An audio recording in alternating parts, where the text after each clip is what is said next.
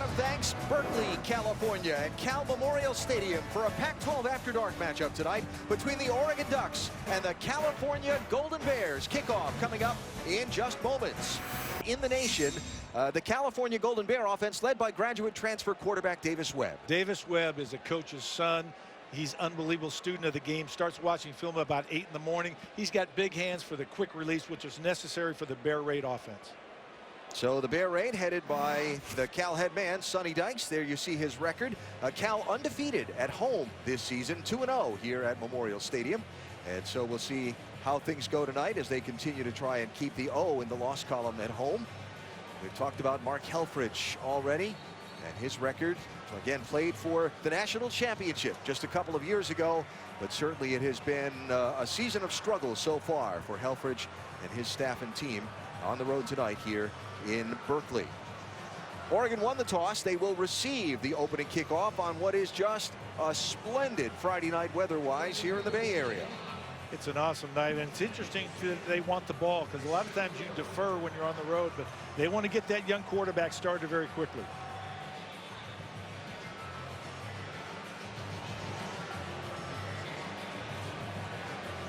Lined up on the wrong end, I believe, from what the coin toss outcome was, so they'll switch ends. Haven't seen that one in a long time. Yeah, that's a lot of guys. That's 22 guys not figuring it out, too. And the coaches are saying, wait a second, I wanted the other end. Come on.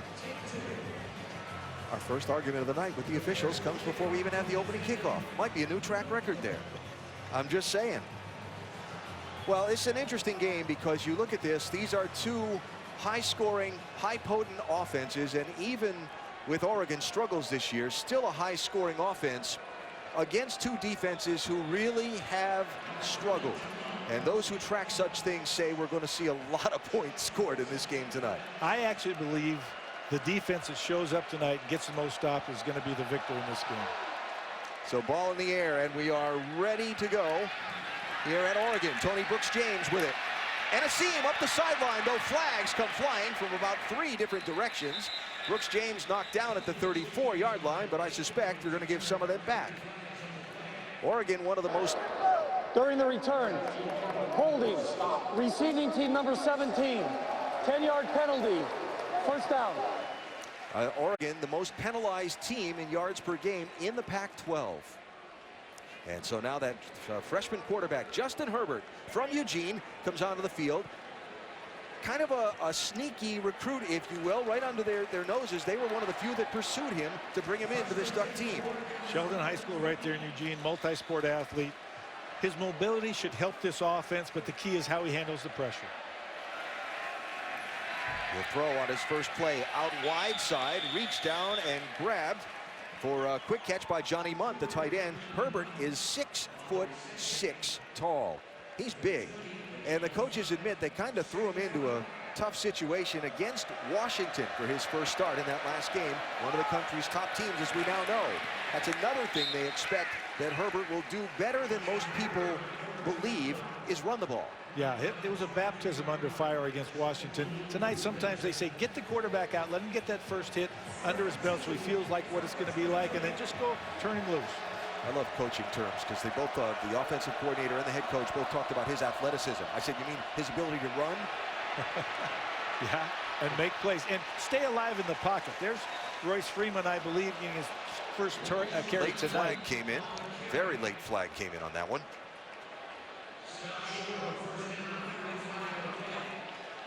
That might come back after. Personal foul, illegal hands to the face, defense number 18, 15-yard penalty, automatic first down. Oh, went the other way. Marlashon Franklin tagged for the foul for Cal, and so they'll move the sticks on the penalty yardage for Oregon. Art Kaufman talked about the fact that they could not have penalties on defense because that was what exactly stopped or kept them on the field. Watch right here, right in the center of the field here.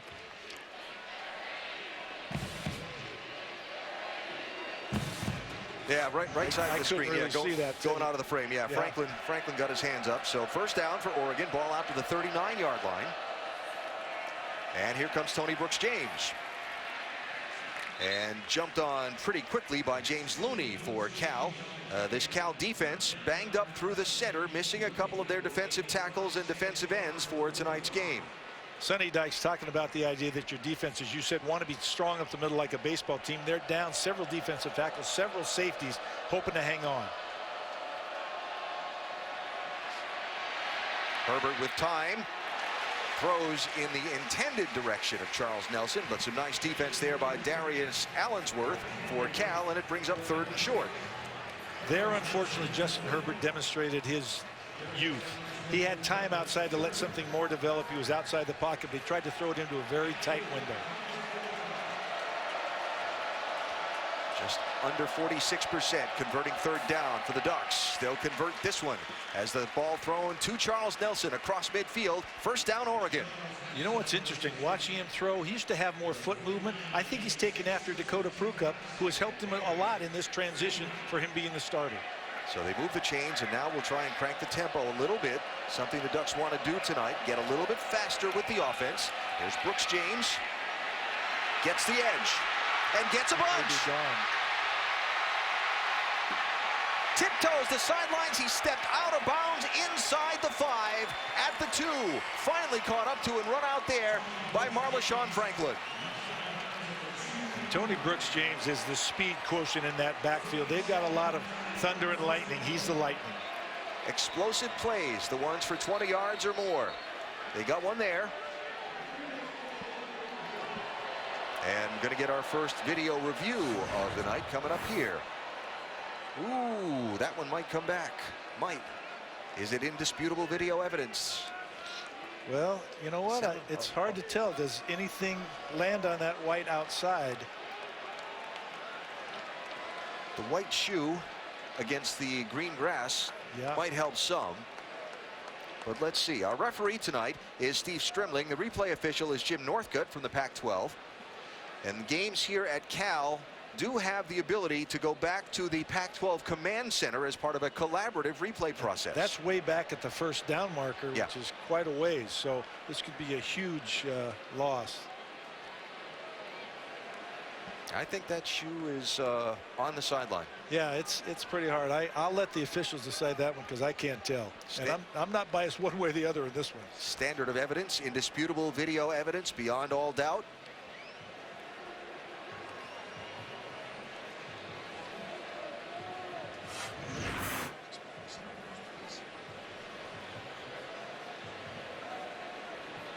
So we await the first ruling of the night. Here it comes right now. After review, it's been determined the runner stepped out of bounds at the 37-yard line.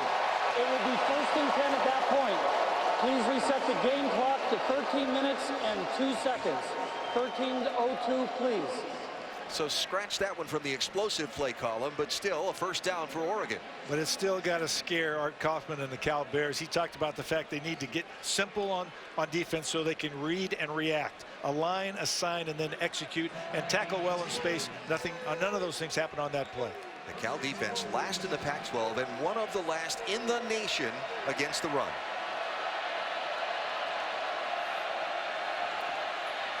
Freeman got nothing before he was dropped by Devontae Wilson. I mentioned some of the numbers on the Cal defense rather. There it is. The Oregon offense versus the Cal defense. There are 128 teams and it's in FBS football. You're right, and it's strength versus weakness. Well, Oregon last time rushed for over 300 yards against Cal. Obviously, they want to keep the ball on the ground tonight. Nothing for Freeman. Herbert will throw. It will be over the top of intended receiver Evan Bayless and incomplete, and set up a 3rd and long for the Ducks. 3rd and long with a young quarterback. You're going to try to maybe move the pocket, not have him succumb to any type of pressure from the defense. Get a route he really likes, something he's comfortable with.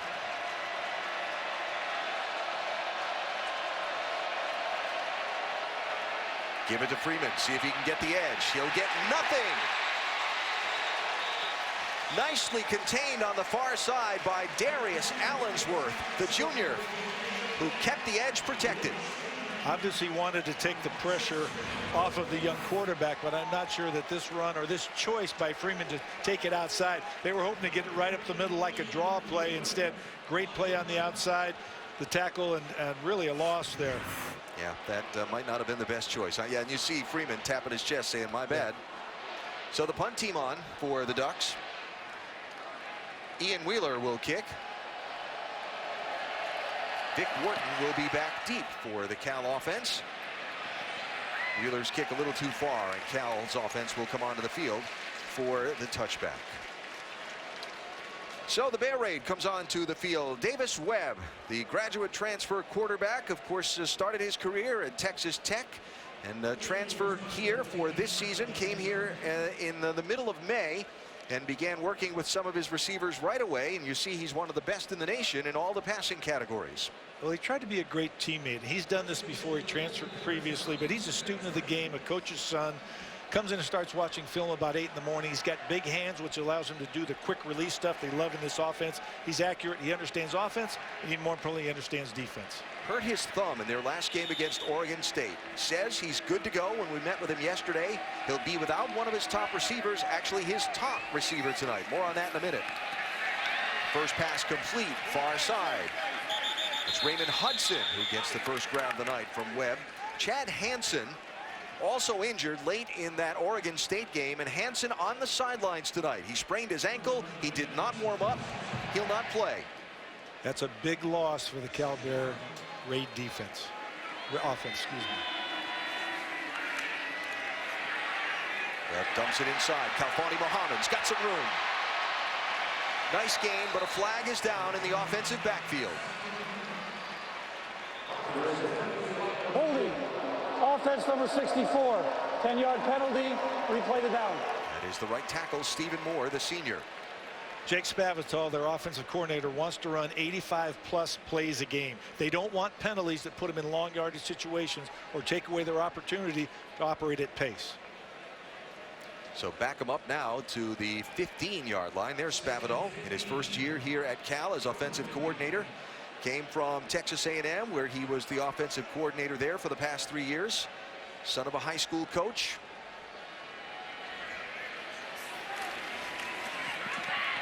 Webb with time. Throws and a little out in front of the intended receiver on the far side.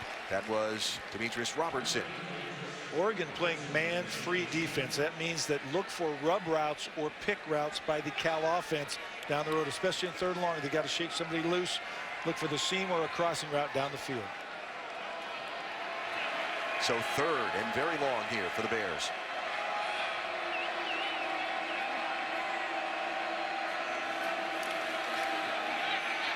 Dumps it off to Muhammad. Pursued and slowed up initially by Daquan McDowell, and A.J. Hotchkiss finished him off, and it brings up a fourth down, and the punt team will come on for Cal. Good example of the Ducks playing leverage there. They had to throw the ball underneath. They rallied to tackle the guy short of the first down. That's something you haven't seen a lot from this Duck defense this year. So Darren Carrington back to receive Dylan Klump's punt. There is Carrington. Klump, one of the Ray Guy Award candidates. Third best average in the Pac-12 at this point in the season. Carrington drops it. Ball on the ground. A Cal player had a chance to get it, but I don't know that he did. Let's see what happens here. They signal Oregon ball. Mark Helfrich talked about the fact that the special teams he thought was their advantage tonight had to be something that made a difference in this game. That is not the type of play he wants. Kolana Apelu, 39, looks like he's got his arms around the ball. A Cal player had a chance to get it when it bounced off of Carrington, but didn't manage to wrap it up under the bottom of the pile. So breathe out, Oregon fans. Got away with one. Deep sigh of relief right there. On what could have been for Cal.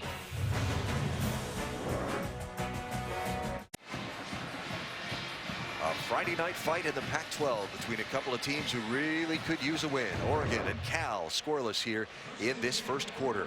Oregon gets the ball for its second possession after the fumble on the punt return. Justin Herbert hands off to Royce Freeman. One of the top rushers in the country has been bottled up so far. No gain on that first down. So Herbert in for his second start. Dakota Prukop, the graduate transfer who came over and started the first 5 games of this season, now finds himself in a supporting role. his statistics are very good. They just didn't have the spark. They didn't quite win, and they just tried really to change to get Herbert in there and see what it would do. And again, nothing there for Royce Freeman. The coaches talked about needing a spark. How do you get a spark by changing the quarterback? Well, there were two things. Dakota missed a couple of throws in games that might have made a big difference. He also never achieved the type of tempo the offensive coaches wanted. They felt they could get that with Justin Herbert. They've got a third down here after 2 unsuccessful running plays. Herbert will throw downfield. Receiver had a step.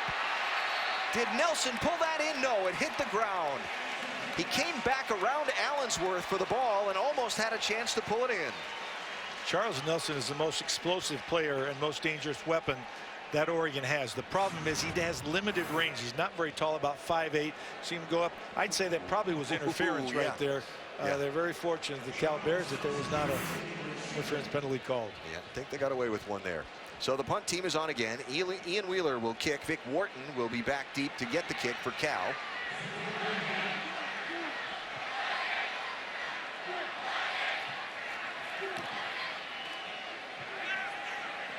Wharton signals fair catch and makes it at the 28-yard line. That's where the Bears offense will take over.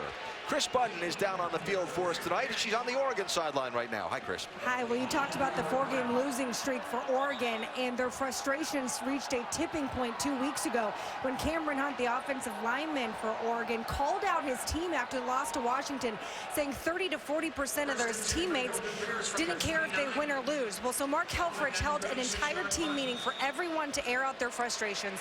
He said no one really took that seriously because they knew it was about emotion. He says he likes where his team is at right now. Said a lot of great talking. We just have to do some doing now.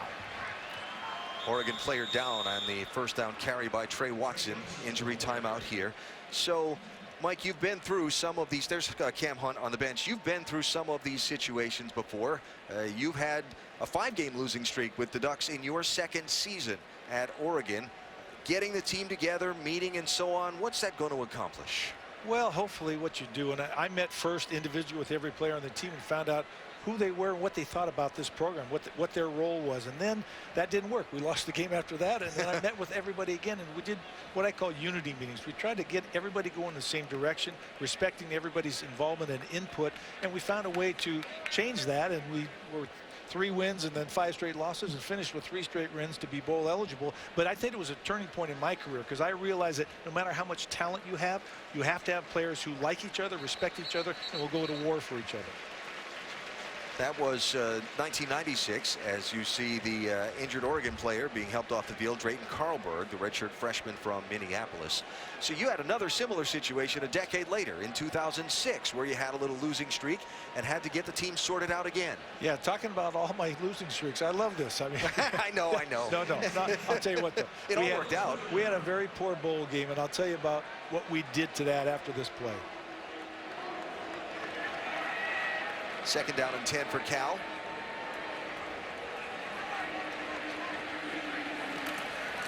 And Watson will get another carry and get some yards up the middle. Nice gain. Gets about 6 on that one. So 2006. We had a bowl game loss to BYU in the Las Vegas Bowl that I couldn't stomach. I finally said we got to do something. I kidnapped the team, planned an intervention where we wrote all the things we liked about the program up the wall, all the things we didn't like, and then the solutions to the things that we did not like. At the end of that meeting, we burned all the things we didn't like because we believed in the solutions. From that meeting came the motto or slogan, win the day. We went on to win 9 games the next year, 10 games the year after that, and compete down the road for the national championship. Really nice fight for the first down there by Melquise Stovall to move the chains for Cal. Set him up at the 40-yard line. And Watson will rumble along. So you kidnapped the team. Basically, you took them to a camp and away from campus for the weekend. Just wanted to clarify that. Yeah. And so the outcome was basically positive. I felt like the coaches and the team, everybody got to say their piece. Everybody was equal in that meeting. And I think a lot of players didn't believe that really going to happen, but we treated everybody equally, and they had their say and got their word in. So that's the challenge that Mark Helfrich has faced with the bye week after the disappointing crushing by Washington. And they think that they've solved a lot of things for this team. Their opportunity to prove it is 60 minutes on the field tonight. Davis-Webb drops it off. Popped in the backfield was Jordan Vesey. Nice defensive play by Daquan McDowell, who got the start tonight, 54 for the Ducks. One of the things on both sides of the ball for both of these teams is to simplify. When you get people hurt and you have to play younger players with less experience, simplify what you do so they can play fast, get their eyes right, be in the right place. Another third down here for Cal.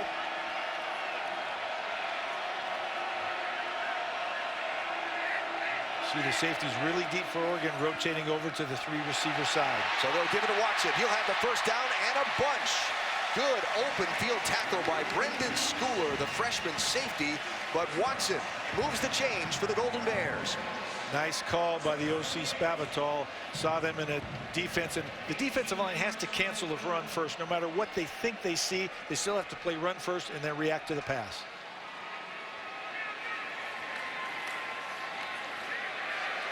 Going for it down the sideline. A lot of hand fighting going on. No flag comes in. Raymond Hudson and Ugo Amadi for Cal and Oregon, respectively. A lot of trickeration going on in the backfield there to take away from the fact it's just a one-on-one route down the field trying to get it, and I think Amadi did a nice job of fighting off the receiver, getting his head back to look for the ball. He also had a handful of jersey, though. Don't know if you caught that. Yeah, I did see it, but obviously the official didn't. Yes. Luke McMorris was in, perhaps as a decoy, as a tight end. Ball loose, out of bounds, but after the reception was made by Brandon Singleton, Cal will have close to first down yardage, but got a little work to do here on third down. Cal has so much depth at wide receiver. They've got 5 or 6 guys that can all play, and they're all dangerous with the ball in their hands. So Muhammad in as the setback on third down, and they need 3.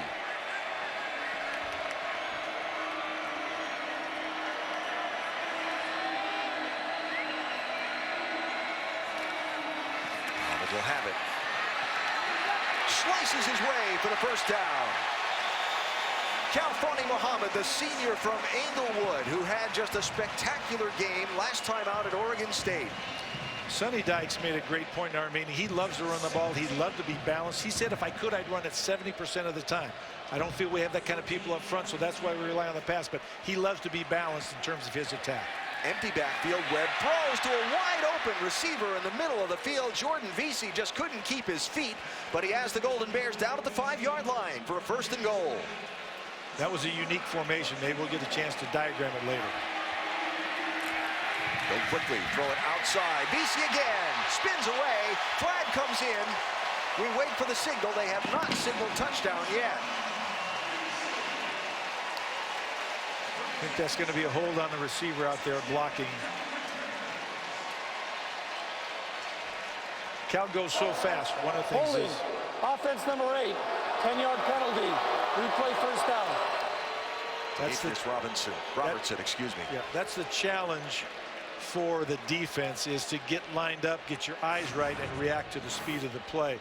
See on the outside right there, and block in the back, and sort of a tackle, and unfortunately the official was right there to call it.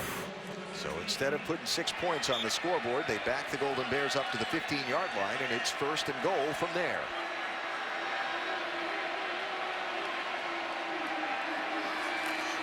Watson back in the game. Looking for some running room. Nothing doing on that far side. Austin Malawata was there for the Ducks. Wraps him up for no gain. Nice job by the Duck front, keeping their heads in the gap, keeping gap integrity. As that ball went to the sideline, you've got to make sure you pursue and keep leverage. So second and goal. Actually lost a yard on that one.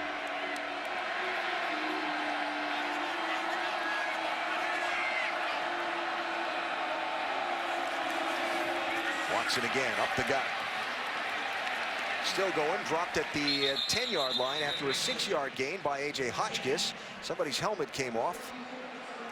That would be Elijah George, who has to come out of the game for Oregon. And that was great pad level by the Cal offensive line, and very poor pad level interior-wise for the Ducks. They got pushed back for 6 yards straight ahead. So down there, 6 yards is huge. Here is third and goal from the 10.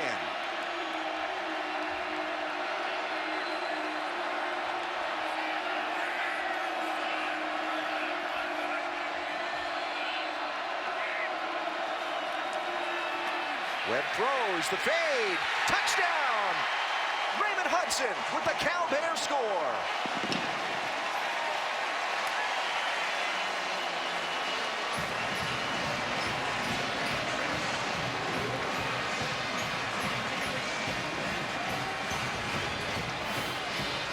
Is that Hudson or Robertson? I think that's Robertson. That's Robertson. Nice I thought it was 11. My Perfectly apologies. thrown ball, and Robertson has the speed to separate from the DB, even though it's a very short distance there.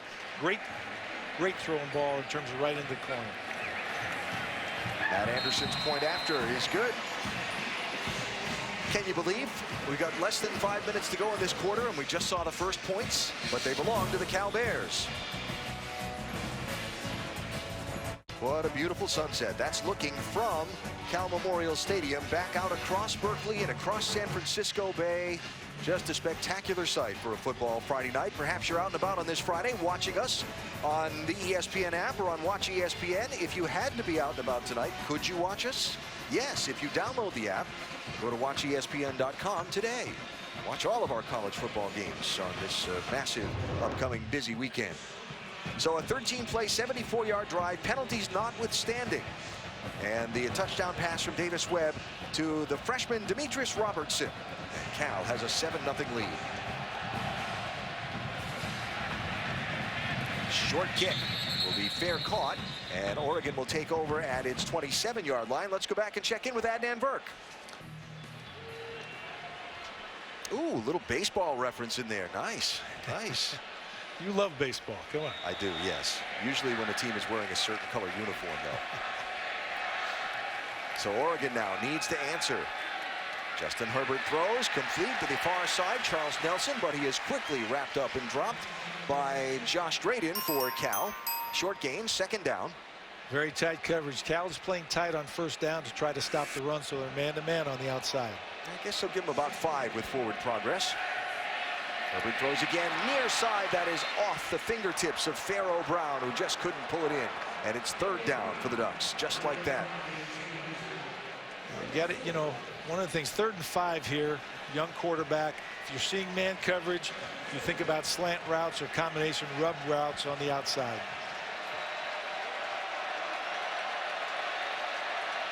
He'll run.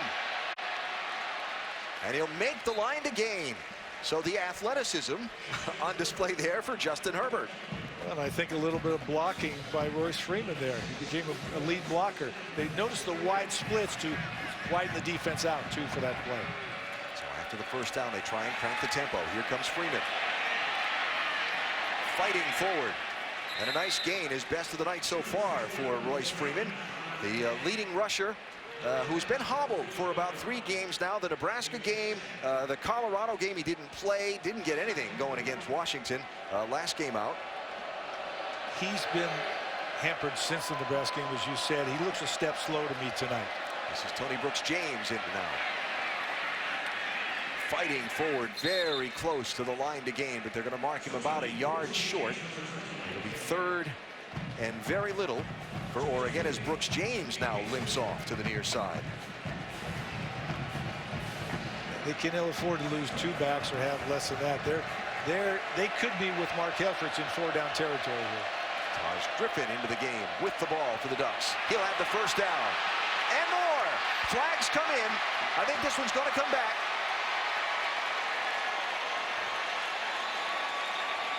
Let's check the penalties. 2 flags came in where he got the edge on the near side. Was it a hold or was it on the defensive side? Holding. Offense number 66. 10-yard penalty. Replay, 3rd down. It's Brady Aiello, the left tackle.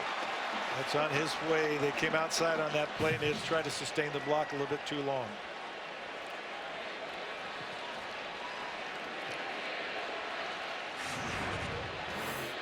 Watch him right here.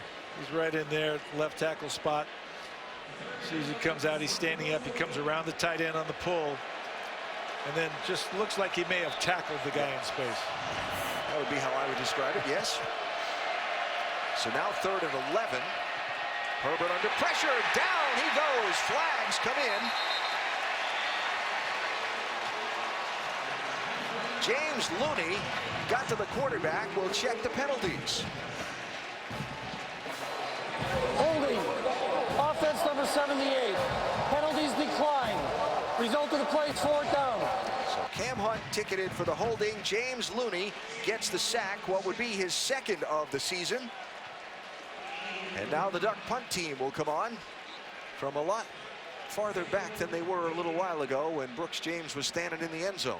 The Ducks lost the opportunity for 2 big plays, one by stepping out of bounds, another by consecutive holding penalties.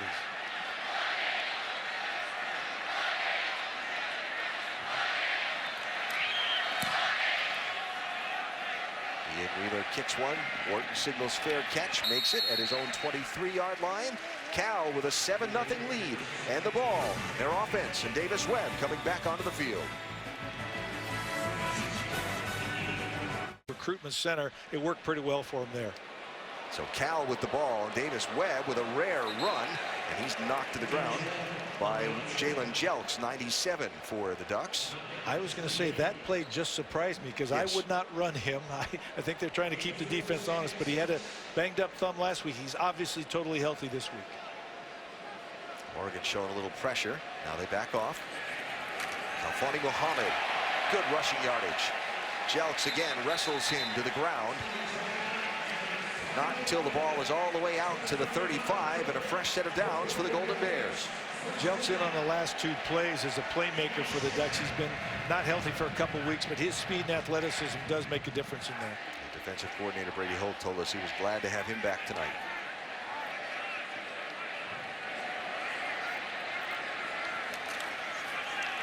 There's Muhammad again. Across midfield before he's brought down by the safety, Brendan Schooler. Kalfani Muhammad, who had a career high of 165 yards in the last game against Oregon State, already having a good one tonight.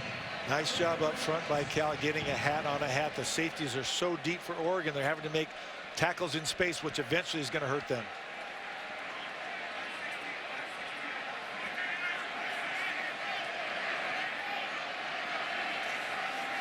Almost dropped that exchange, but he's got a lot of room.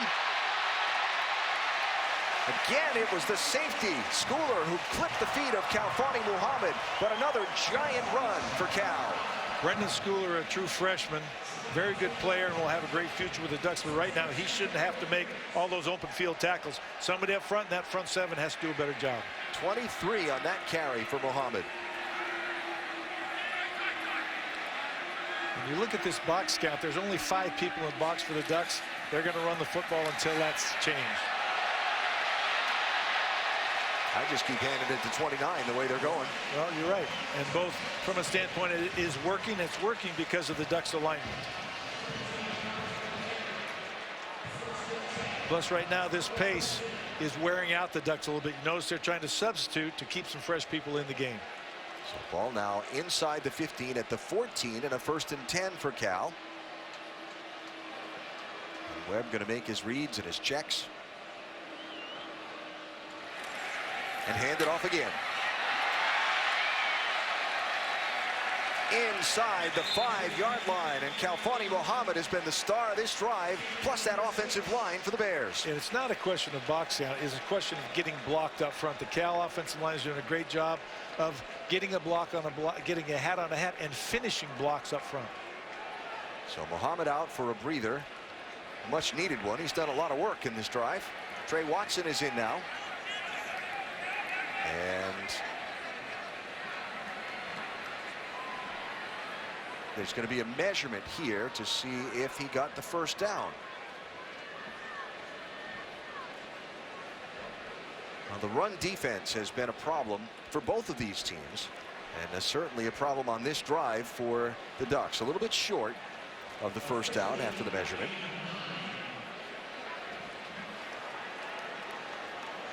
There it is. Well, they're 118th in the FBS, and they've already given up 118 tonight. So the reality is they're not doing a very good job, and Cal is controlling the tempo of the game with both their pace and the fact that they can run the ball so effectively. So 2nd and short from just inside the 5-yard line. Malik McMorris, 99, in as a big blocking back. That's him set on the left side of the offensive formation. Webb will pull it and throw to the end zone, and a touchdown for Cal. This one goes to Hudson.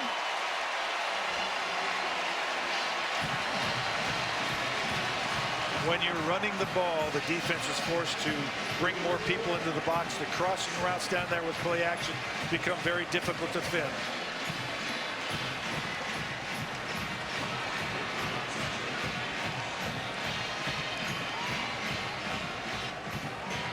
Now Matt Anderson on for the point after try to make it a 14-point lead. Straight down the middle.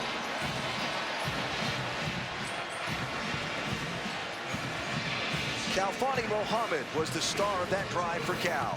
Yeah, he breaks out this long run. Watching, great job there of cutting back. Almost didn't get the handoff, as you said, but then turned it on. Shoestring tackle out in the open field. He still gets yards after contact. Then watch down here on the touchdown. Watch this young man right here. Sort of hides in there. Watch the play fake going this way. Takes everybody with him. He goes back across the grain. Difficult to cover. Great catch and a great throw where only his guy could get it by Davis Webb.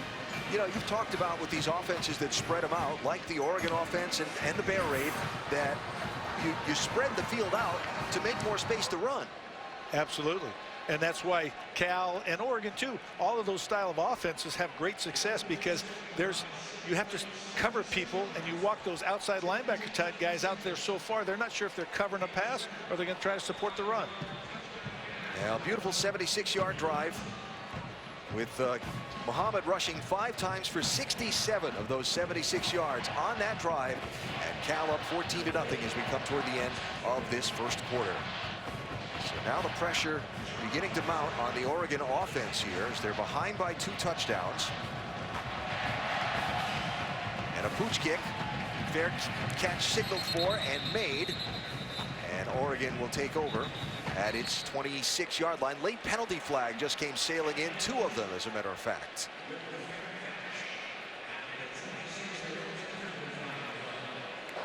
After the play, unsportsmanlike conduct, receiving team number 32. 15-yard penalty, 1st and 10.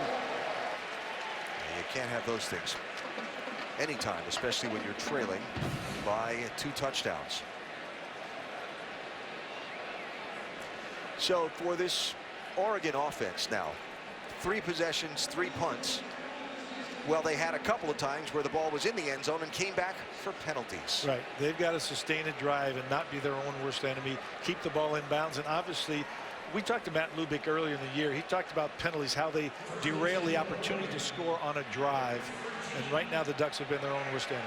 Let me correct myself. 1 came all the way back out of the end zone for a penalty. 1 for being out of bounds. Penalty flag comes in again as Taj Griffin got some yards around the left end. Personal foul, tripping. Offense number 78. Half the distance to the goal. Replay, 1st down. Another one for Cam Hunt. Cam Hunt is a guy that competes very hard. May not be the greatest athlete, but he's tough. But he's got a holding penalty and a tripping penalty. Take a look here and see. Watch the right guard. See what happens on this play. Sort of a swung that leg around. Yeah, a little leg whip. Yeah. So Herbert's going to throw just a little far out in front of Charles Nelson, who had a step and some space. Chris. Alan, after Oregon's last possession, Justin Herbert, the first person he went up to talk to was Dakota Prukop. They had a long conversation about what he was seeing. This is something they're working on with Justin, trying to get him to be more vocal. They want him to say something after every play. Herbert 3 of 8 throwing in the game so far for 17 yards. Hit this one to Johnny Munt, the tight end, for a short gain. Just get him back to the original line of scrimmage as we come to the end of this first quarter. Oregon's had its chances, but it's Cal that leads 14-0 at the end of 1 in Berkeley.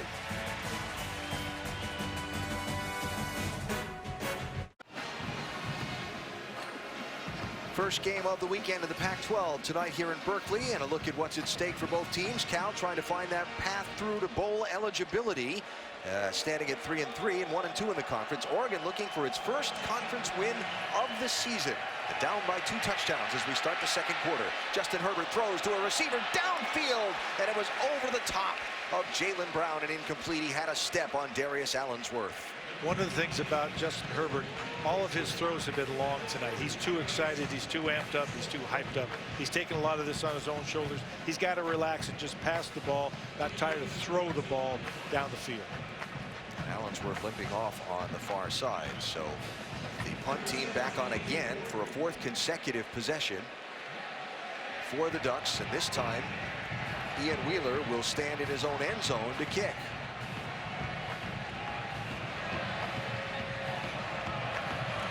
Wharton back at about his own 46-yard line. Fair catch signaled and made at the 49. Excellent field position to start their next possession for the Cal offense. So the Bear Raid comes onto the field. Air raid, Bear Raid. What's it mean? Well, it means that if, and they're demonstrating it tonight, if you have defenders in the box, it determines whether you're going to run or pass, and they're making great choices. You have 5 receivers to spread out the defense, and then you have combination routes, both deep, underneath, and intermediate, that attack all aspects of your defense. In theory, it's got an answer for everything if you make the right read. And the quarterback has to know where to go with the ball. So Davis Webb, the Cal quarterback, 8 of 10 tonight, 55 yards, 2 touchdowns, no interceptions. He'll go to Trey Watson with the handoff, and Watson will have good yardage on first down. The run game very effective for the Golden Bears. And a whistle and an Oregon player down. That's Austin Malawata, who is down just around midfield. That's a second defensive lineman to be helped off tonight, and obviously Oregon has very little depth up front too.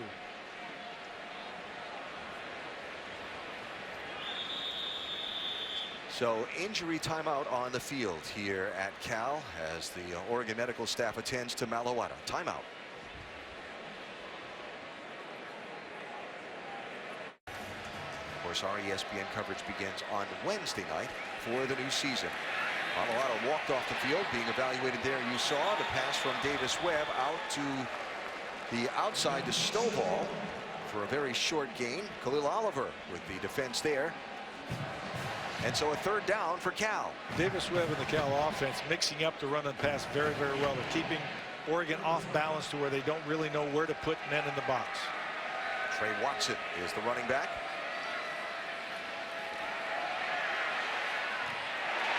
And a 1st down to Stovall, who's across the 40 down to the 38-yard line. There's that underneath crossing route that is a staple in the Bear Raid offense. If the quarterback can get the protection to hold on to the ball, which he did that time. Right now they're getting no pressure and no stops up front. One of the tricks for Oregon right now is the top 2 in their depth chart at one of those defensive tackle positions have both gone out injured in this game.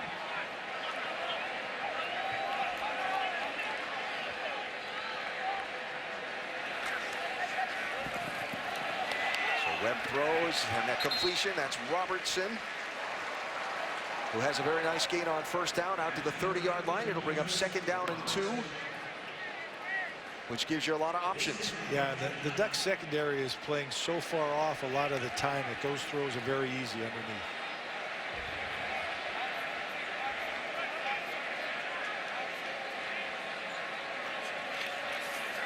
Here comes Watson.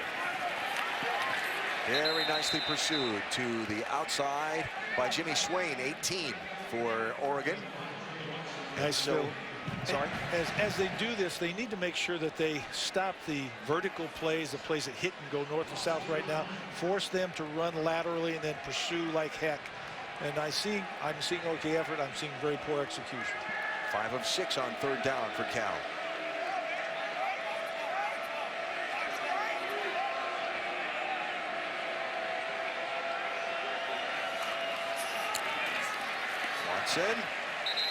He's going to have it.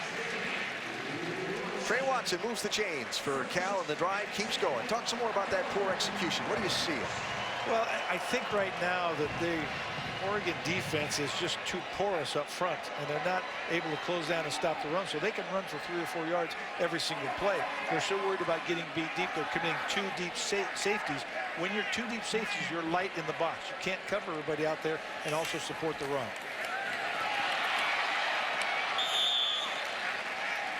Throw to the outside, and Bug Rivera gets his first grab of the night. Right now, also the athleticism for Oregon on the edge. The guys that are charged with supporting the run, the outside linebacker type guys, and getting to that flat pass very quickly. They're put in a quandary. Another one of those second and shorts that gives Cal a lot of options. Tell you the other thing that's going on here too. As Watson has the grab and has the first down and still hasn't been knocked down. Trey Watson. Here's the other thing that's going on is Cal's offense, even though it's supposed to be a quick strike offense, they have been on the field for a long time, and an already depleted Oregon defense is spending a lot of time out of the field. Cal's offense very efficient, very effective. Right now they're getting great push at the line of scrimmage. The Oregon defensive linemen have their hands on the knees, or they're up and being pushed back away from the line of scrimmage. You saw those total yards numbers. 49 for Oregon. There's Kalfani Muhammad. Going to run into a pile of players. Nothing much doing there for Cal. And it'll set up second down. Oregon, through that first quarter, had about as many penalty yards as they had yards of total offense. They're one of the most penalized teams in the nation, and we've talked about how that's hurt them over the course of the season. Got another Duck slow to get up. Indeed it was. Elijah George, who will get up and come off the field. Now look at the total yards, penalty yards. Yeah, that's unfortunate, and certainly they've been self-inflicted wounds with a lot of holding penalties that brought back a couple of fairly big plays. So when we talked with Markel Fritsch and Brady Hogue about this Oregon team, one of the things that was mentioned was, you know, being thin on defense on an offensive team, on a team whose offense plays at tempo and is trying to get off the field as quick as they can. Well, this is a great example. When you play tempo and don't get first downs, your defense is stuck on the field, and their defense is tired right now. They're not focused, and they're giving up easy plays. Vic Morton with the third Cal touchdown of the game.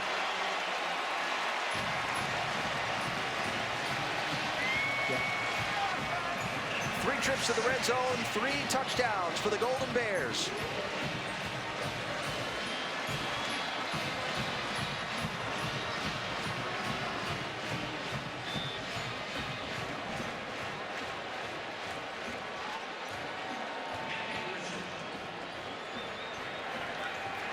Point after by Matt Anderson is good. Brady Hogue talked about the need for communication. Here's an example of the lack thereof. You see 2 guys right here. They're trying to let one guy go. One guy's got to commit. They've got to declare. They've got to communicate better and finally execute.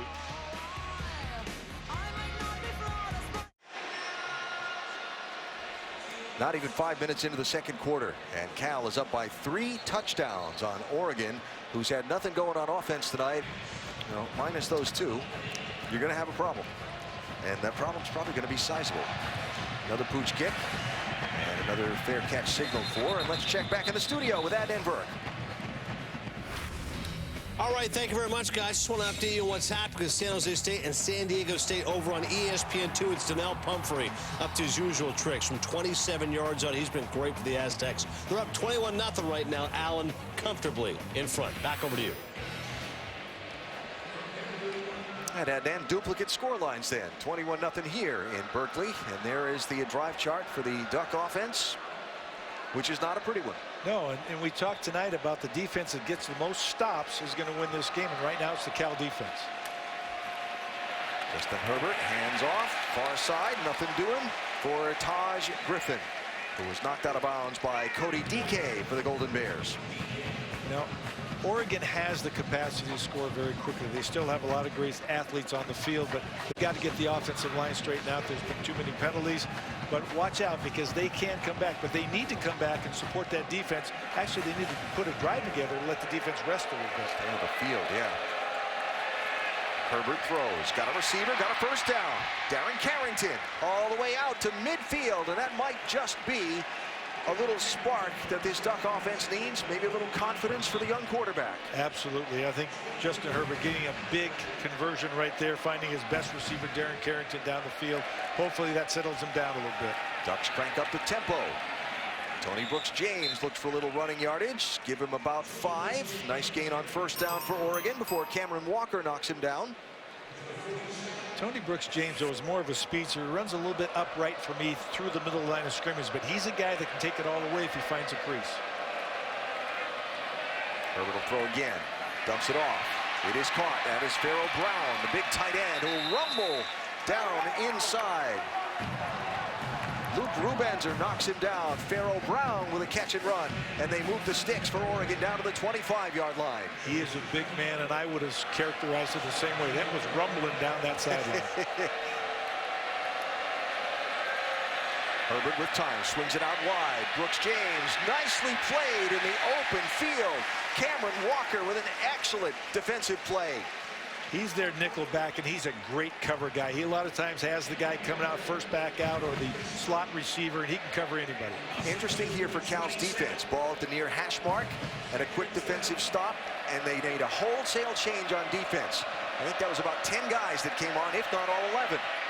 Herbert throws. Caught! Fighting for the end zone! Touchdown, Oregon! Pharaoh Brown!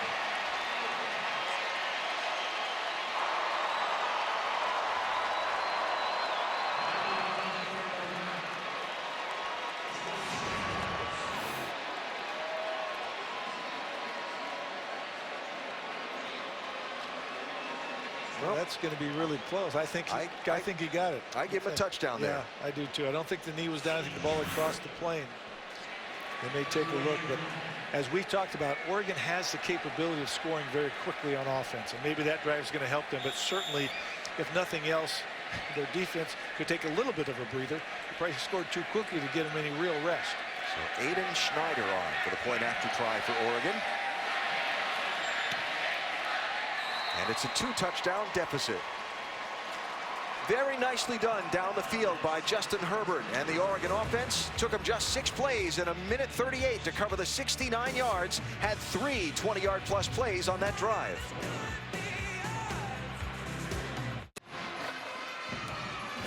An SEC Top 25 doubleheader for you Saturday on ESPN. 6 Eastern, number 17 Arkansas and number 21 Auburn. Then number 25 LSU and number 23 Ole Miss in Baton Rouge. That one's coming up at 9. Both games streaming live on the ESPN app and watch ESPN. And look at the SEC West standings. Of course, the Alabama-Texas A&M square off tomorrow as well. College game day in Tuscaloosa. And one of those teams trying to keep pace. Alabama's a huge favorite, but I think A&M, I don't like them to win, but I think A&M has a chance to keep that game very close. Here's Kalfani Muhammad. Beautiful kick return for Cal all the way out to the 35-yard line. And let's check downstairs with Chris. Alan, Oregon's defense, clearly frustrated. Frankly, some of it I can't even repeat. But Tyree Robinson, the defensive back, came over. He said, if you're not going to play hard, you need to sit down. Brady Hope came over, tried to spin that frustration into a positive. And that's something this coaching staff has told this team. If you're frustrated, go air it out on the field. Well, Chris, here's the big challenge for the Oregon defense. Can they get a stop? Their offense just got some points. Can the defense get off the field and give the offense a chance to close things a little later? That was close. Khalil Oliver was close. They talked about simplifying and allowing them to play faster. The problem with simplifying too much is you give it too easy on the Cal quarterback, Davis Webb, who's very experienced and knows where to go with the ball very quickly. For example, look at the slot receiver to the field. There's nobody within 10 yards of him. I just throw him the ball right now. Guy in the far outside the far hash mark. And they're going to give it to Kalfani Muhammad instead. He'll be dropped and wrapped up. Henry Mondu gets his number called for the first time tonight. One of the defensive leaders for the Oregon Duck front, 92. Set up a 3rd down. And they really need somebody up front to make some plays. They've got to stop this Cal offense, which has been almost impossible for them to do tonight. Can the Ducks get off the field on 3rd down? They've not succeeded at it tonight except for once. Webb with all kinds of time, throws in behind the intended receiver. And a 4th down coming up for Cal. A lot of time to throw. Oregon trying to mount a 4-man pass rush, not getting there. Davis Webb floating in the pocket, actually throws this ball behind. Could have been intercepted. That might have been the break that the Ducks were looking for. Kalana Apelu had a chance to turn it over, so now 4th down. Cal, one of the best in the nation at converting on 4th down. 11 out of 13 on the season. Got a receiver and got a first down and more. Demetrius Robertson and the Bears keep the drive going. And it looked as if there was a huge cushion out there. We can take a look and just see. One-on-one coverage. They're trying to go fast again, but the time Webb has. Throws far side to Stovall. He'll have 8 or so on first down. we can go back to the cushion, just take a look, because this is a key play in the game, and we're getting just so much room out there that the receiver can just run down and stop. Here's what we're talking about. Just take a look right there. That's 9 or 10 yards. Hand it off inside instead. That was Muhammad. You know, when you talk about the outside stuff all we want, the game starts at the line of scrimmage. You've got to be able to rush the quarterback with 4, and you've got to be able to stop the run and defeat blocks and allow your linebackers to make plays. Got a Cal player down. One of the Cal linemen is down. And that is Dwayne Wallace, the redshirt junior right guard from Riverside, California, getting up and gingerly making his way off the field.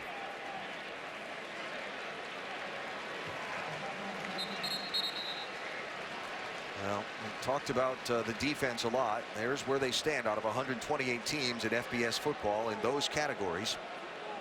I'm not sure what to say other than the only way to go is up. And they, you know, when you talk to the coaches, when we talk to Mark Helfrich and Brady Hogue, they understand what they're up against and what the plan is for making it turn up. The question is keeping everybody calm and patient and getting results while you're turning it up, because you still got to win games. Hopefully he wins some games, you get a chance, because it's going to take a couple years of recruiting classes to fix this. Webb throws over the top of Stovall and incomplete. So let's talk about what they felt like they had to do. Well, first thing, in changing from the 3-4 to the 4-3, that instantly leaves you with a depth problem of the big fellas up front. The big guys up front. You play a 4-3, you need 8 to 10 guys that are in the 260 to 320 range that are just tough and can take on double teams, etc. They don't have that. They were in a 3-4. But you still, it's about defense, and you still can have certain things that you don't do, like you got to learn how to play the option. On fourth down, Trey Watson finally chased down by Jalen Jelks, but a big gain on 4th and short for Cal, and they continue to march down the field. Cal showing the ability to run Davis Webb on the option of the zone read tonight, a new wrinkle they've added probably over the bye week.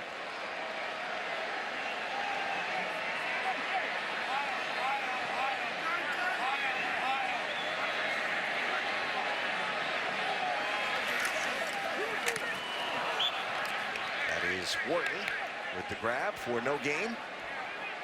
Interesting situation a moment ago. Wharton, who is from Spring Hill, Tennessee, in the Nashville area, was out there being covered by Ugo Amadi, who's from Nashville. A couple of guys that knew each other from high school ball, facing off out in the Pac-12. Come all the way out here to play against each other again. Near side, wide open. Raymond Hudson. Let me say this too, when you're not playing great defense, what you're really trying to do is never give up the big play. You don't want to give up the explosive play, which makes you tend to play off, play loose, go tackle it underneath throw, but you can't make it that easy. Cal will take those 5-8-yard pitch and catches all day, all night.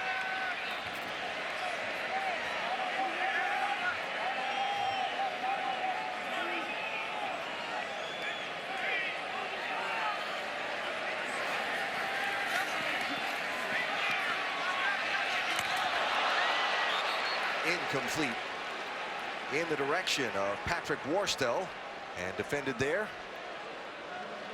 So a 2nd down and 10 as Cal has moved into the red zone now for the 4th time in this game. They've scored on the 3 prior trips inside the 20. And let's look at a 2nd and 10 situation with Cal. They're going to do the box count first, decide whether to run or pass, and then they're going to look at what type of coverage they're anticipating. With a single high safety, it probably is going to be man free.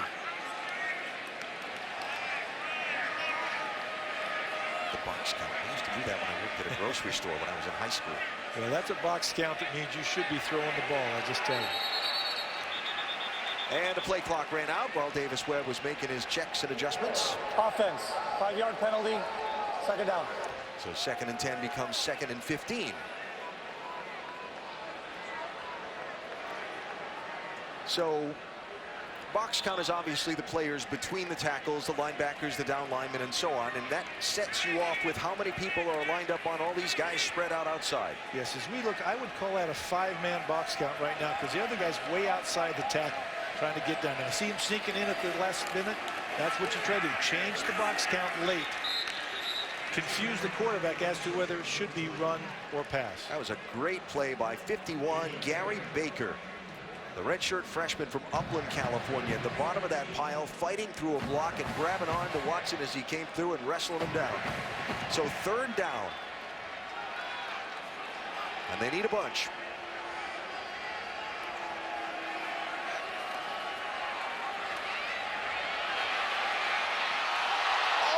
Almost a circus catch. Almost by Stovall. But he was out of bounds when he came down. Wow, this ball is thrown very well and caught like an Odell Beckham Jr. type catch. Oh my gosh. And he's just barely, as you talked about, out of bounds. That's a tremendous catch. So Matt Anderson on for the field goal try. One of the best in the country. Made 25 of his last 27 over last season and this season, and add another one to it. And the redshirt junior from Danville, California, expands the Cal lead. 24-7, 5 to go, 2nd quarter here in Berkeley, and the I Made It dance. On January 9th, and do you know, we are 11 days away from the committee releasing its first college football playoff rankings of this season. Wow, I forgot about that, but I'm excited. I'm looking forward to that. So 24-7 here, Cal over Oregon. The Oregon defense holding the Golden Bears to just a field goal. Is that a victory for the Duck defense? It's a small victory. It's one in the right direction, but they've got to get a lot more tonight. Noah Beto's kick, and again they'll kick short, force the Oregon fair catch. Ducks will start at their own 28-yard line. Saturday night, ABC, JT Barrett, and undefeated number 2 Ohio State face a Big Ten test. Don't try this at home. I'm a trained professional. When they go to Beaver Stadium in the whiteout game for Penn State, 8 Eastern, 5 Pacific on ABC. Be an interesting one to see. So here's the Oregon offense. Finally got on the scoreboard in their last possession. They try it again with the freshman quarterback Justin Herbert. With time and a throw. Trying to adjust back for the ball, Darren Carrington, and flags will come in from 3 different directions. And probably a pretty good call there, I would say, against Josh Drayden, the freshman defensive back. Oregon throwing much more because they're catching Cal in man-to-man defense on first down. Defense number 20, 15-yard penalty, automatic first down.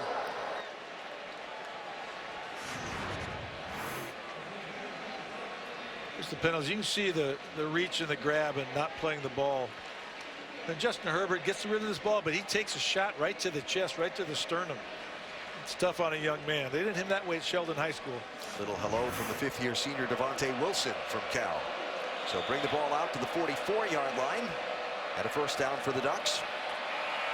This will be Taj Griffin. He'll get across midfield. Nice gain on first down to the 49-yard line. Haven't seen Royce Freeman in a while. Freeman has been banged up. We saw him earlier in the game, fairly ineffective. And so now Griffin and Tony Brooks-James doing a lot of the load carrying for Oregon.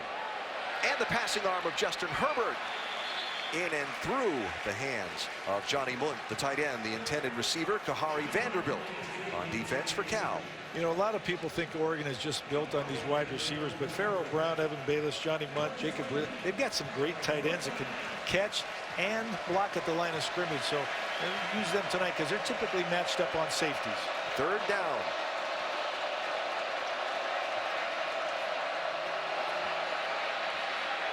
Very slow developing play that gets little to nothing for Oregon.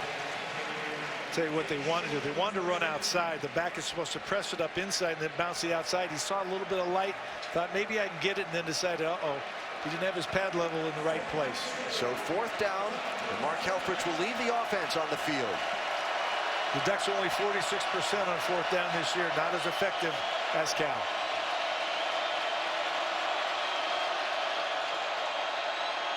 Brooks James stutter steps sideways and gets across the line to gain before he hits the deck. The drive continues for Oregon, and a Cal player down on the far side of the field.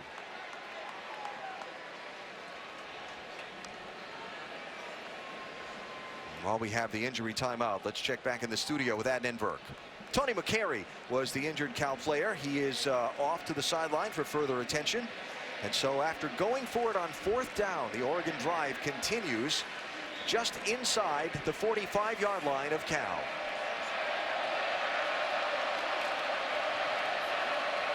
Herbert throws. Little too tall for Darren Carrington and incomplete. One of the most difficult throws for a young quarterback is that throw 15 to 25 yards down the field. It has to turn over. You can't throw it too high. You've got to have it turn over just over the linebackers, but get down. And that ball probably should have been caught. Darren Carrington is the best receiver for Oregon on the field. He's got to make that play to support the young quarterback.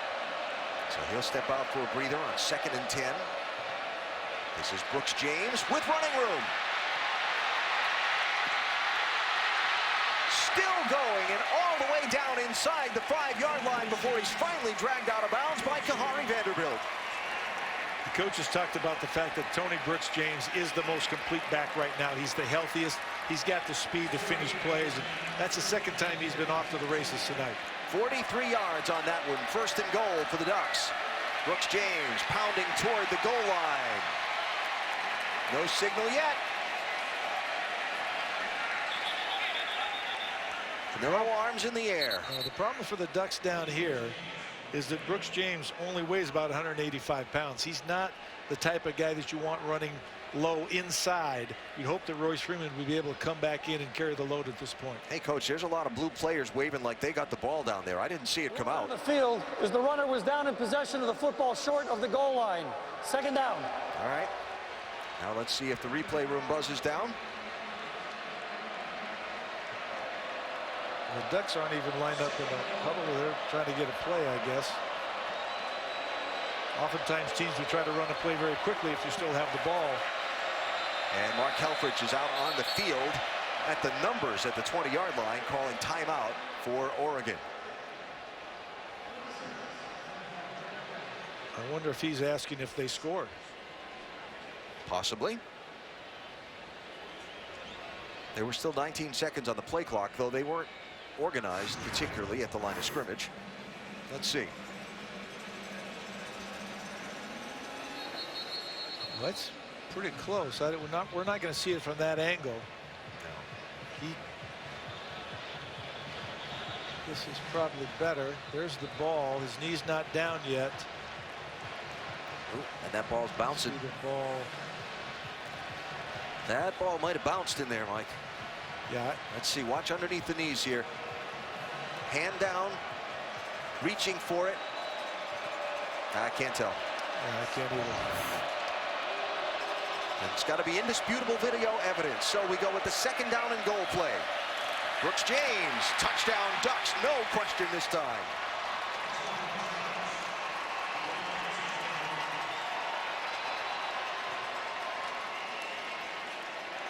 Tony Brooks James with the big 43-yard run and then finishes it off into the end zone. And Oregon now looking to get it back to within 10 with the point after try.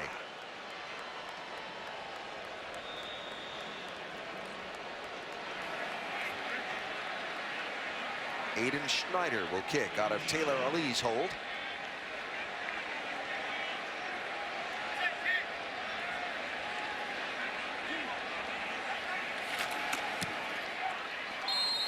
Got it through.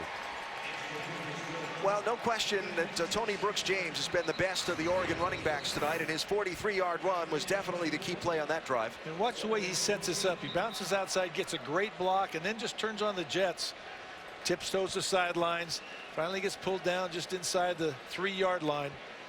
Here he is on the touchdown. This is the 2nd opportunity down here. Great play, great blocking. Nice. And Cal really ran themselves out of that play, trying to stop the zone read on the outside.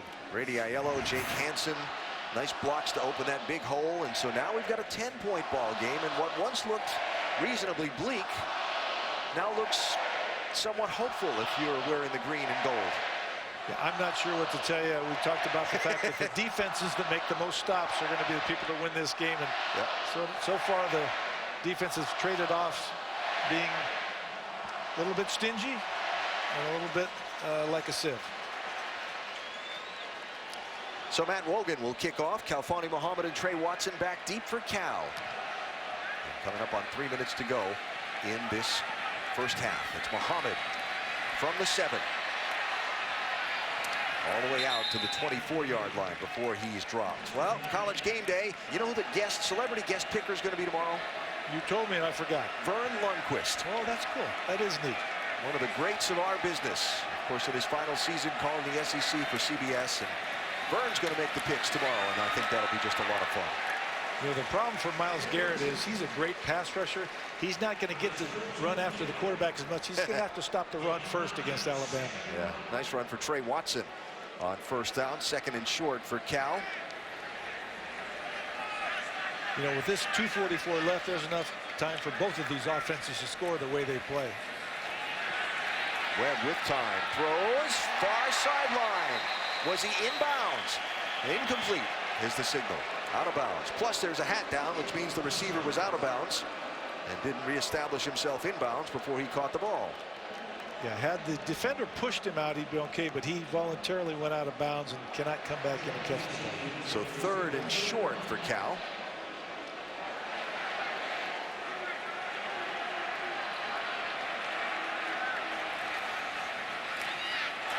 And Webb's going to keep it. Get the first down. Ball came out, but after he was already down. So Davis Webb running to convert. And I wonder how many times he actually has rushed the ball this year. The quarterback carries involve sacks too, so you don't really know. I'll tell you, that was his 22nd carry of the season. Remember, every time you get sacked, you're credited for carrying the ball. But that's what I was asking about, how many times he's really run the ball to run it as opposed to gotten sacked. There's the flag. And Tyree Robinson just with a little tug on the jersey right in the plain view of the referee. And Tyree Robinson is a... Number 2, 15-yard penalty. Automatic first down. He's a big corner. He's 6'4", over 200 pounds. Was a safety. Watch him right here. Let's just see how this goes. Because he has makeup speed. He's got long arms. But this is just a foot race down the field. And he thinks he's beat a little bit. Probably didn't need to do that because the ball wouldn't have been caught. But the reality is, if you don't know where the ball is, you tend to say, hey, I'm not going to let the receiver catch the football. So ball into Oregon territory at the 44-yard line for the first down. Cal.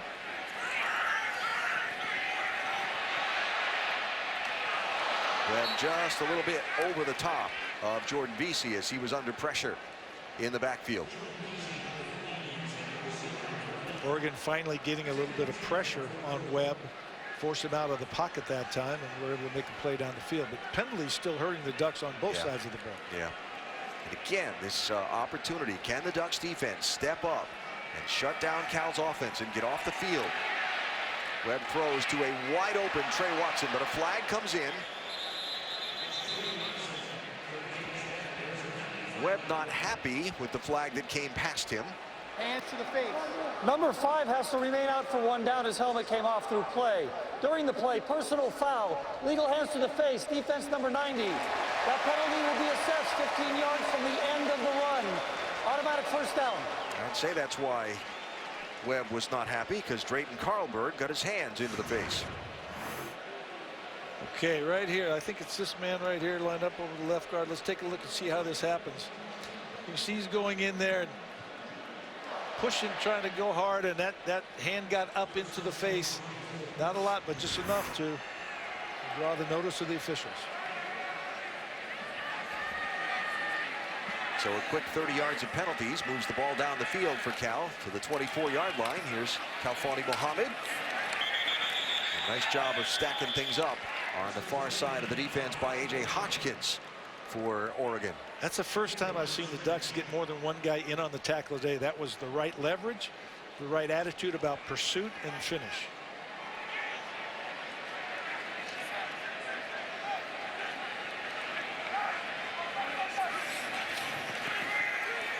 Dump it off, coming back through. Vic Wharton looking for some help. Making a lot of it happen himself. Long ways across the field and very close to the first down marker. In fact, he will have. They give it to them. They'll mark him just short. Beg your pardon. It's 3rd and about 1.5 feet. Warp speed by Cal right now. Going to get this play off very quickly.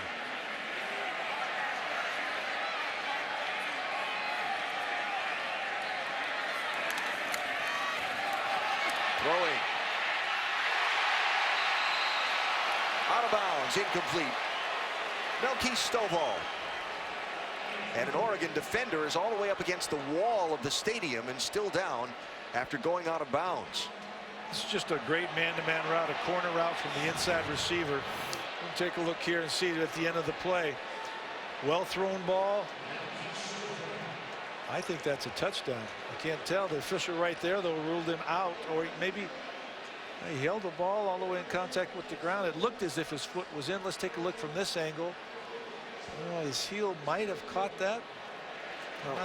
When he's spinning around in front of this side judge, who's right there, was he firmly in control of the ball, or was he still trying to pull it in? I guess that would be the trick. Let's take a look. I think he's got control of the ball. I think there's no question about that. Just that when that ball comes up off of his body right there, see? That's what I think would possibly give the side judge a reason to say, I don't know. Watch here right this next half a second or so. His hands are on the ball. But watch it come well, if they continue it as they're looking at it. Watch it come away from his body ever so slightly. And was that enough to give the official a reason to question his control of the ball? I don't see at this point, if they let it go, I don't see any lack of control. I think he may have thought that the heel landed out of bounds because he has the best angle to see that, better than we do. Well, replay official Jim Northcutt having a good look at it. And again, he could have the assistance of the command center over in San Francisco. Pac-12 collaborative replay. Just a little blue between that white shoe and the white sideline. They're going to let us know he's running back on the field. And by the way, Khalil Oliver was the duck that was over on the far side. He has walked to the Oregon bench. And the call stands, so incomplete.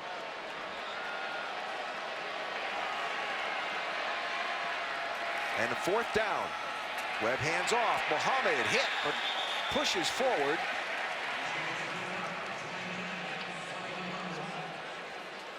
See where they spot it. That's close. Close, yeah. They're going to measure. And again, it's where the ball was when his knee or arm touched down. That's close, so they'll have to bring out the chains for that one. All right, so this is interesting because it is 4th down. I think he might have got that. I think that spot looks like the nose of the ball is past where the marker was, but it's going to be close. Yes, very close.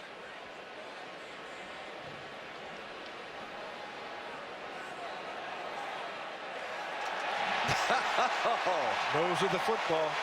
Game of inches. So Sonny Dykes calling timeout with 24 seconds to go in this first half. Cal 3 for 3 on 4th downs tonight, and the drive continues on that one. So here we are getting down to the end of this first half. First quarter completely dominated by Cal. The Oregon defense had no answers for the Bear Raid offense, and the Oregon offense had nothing going. Now in the second quarter, Oregon's offense has started to get going. Its defense held the Cal offense to a field goal one time, and the offense went back down and answered. And these final 24 seconds, can the Oregon defense keep Cal out of the end zone again? And Cal has moved the ball with the last 3 minutes remaining in this half all the way down the field. They're in a position to use up the clock, kick a field goal if necessary. Probably going to try a shot into the end zone, I'm going to guess, or a couple depending on how many timeouts and how daring they feel. But they want to walk away with a minimum of 3 more points and hopefully a touchdown. Absolutely. And for Cal looking to remain undefeated on their home field this year, Cal trying to find a way over their remaining games to get 3 more wins at least and get bowl eligible. They have an enormously difficult schedule ahead. Oregon coming in winless in the conference at 0-3 on a 4-game losing streak. And Mark Helfrich and company, after a bye week, looking to regroup and see an effort out of their team and see a turn back in the right direction as they hope to find a way to become bowl eligible. Both of these coaches would tell you this is an important game because they're both as healthy as they're going to be right now for this bye week for the remainder of the season. So 1st and 10. Cal with 2 timeouts left can take as many shots as they want. 14-yard line for Davis Webb and the Bear Raid. He's going to throw to a wide open running back out of the backfield, and Trey Watson will walk into the end zone.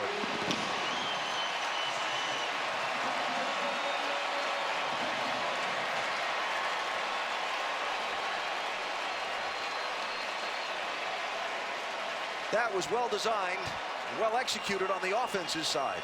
Yeah, Trey Watson sneaking out a little play action, a little trickeration there. Nice job in execution by the Cal offense. So Matt Anderson on for the point after try, looking to make it 31.5.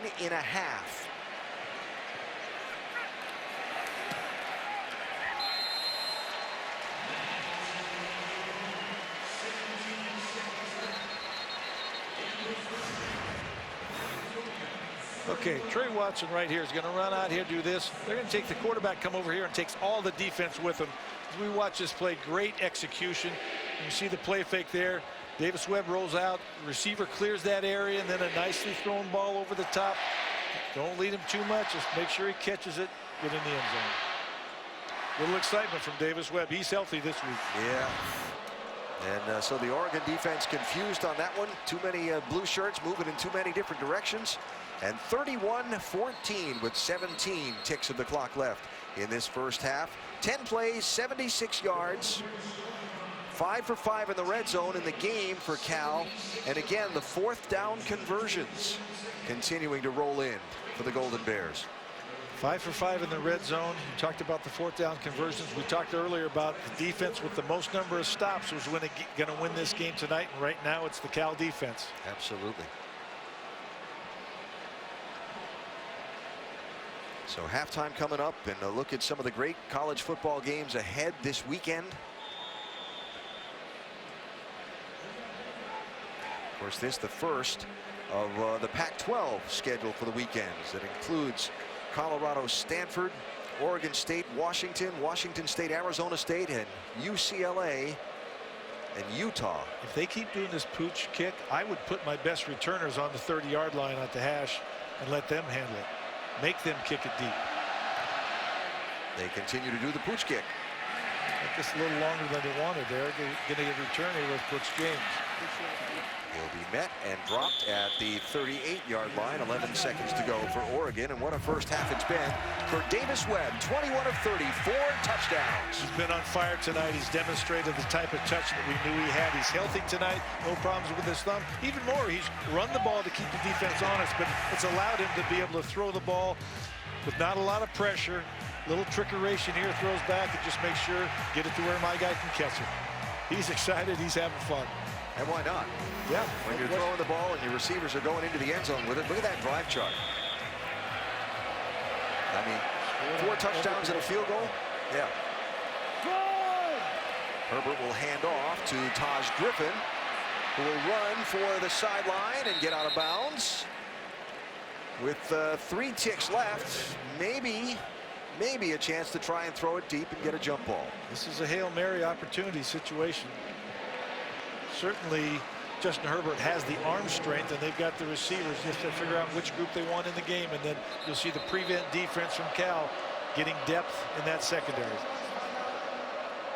Mark Helfrich will take a moment, set it up before his team takes a shot at it. And don't be surprised to see multiple timeouts here. Once Cal sees what formation they're going to come out, and they may take a timeout and say, hey, let's do this, cover this guy, get our big jump guy over there. Yeah. Match up how we can match up basketball. Well, you'd hardly know it from looking at this Cal offense in this first half, but they have passed for a season low 124 yards in their last game against Oregon State. Of course, Davis Webb injured his thumb on depending on which you ask, the coach or the player. It was the 5th or 6th play of the game, and didn't really say anything about it, but just was very much off target. Then they decided they could run the ball against Oregon State, and did, and nearly came back and won the game, sent it to overtime. before the Beavers won out in that one. So here we go. Last play of the first half. Justin Herbert to throw. Whistles have stopped things. What have we? The Cal timeout. Prior to the snap, timeout, Cal. Please reset the game clock to 3 seconds. Well, as we talked about, Cal wasn't comfortable with the coverage. They want to make sure they adjust to cover the 3 receiver side, the single receiver side, and make sure they're going to remind them that nobody catches this football. You jump up, knock it down. Pass interference doesn't matter because it's only a 15-yard penalty. But the key is not to tap the ball up into the air. Make sure it goes to the ground. And you really can sort of hamper the receivers early because this ball's not going to be thrown quickly. So get in their face, pressure them a little bit, take them out of their route. At the end of the Boise State BYU game last night, when the Hail Mary was thrown into the end zone by BYU and the Boise State defender tipped it up into the air instead of knocking it down. I guarantee you every coach in the United States watching that game cringed at that point. Yeah.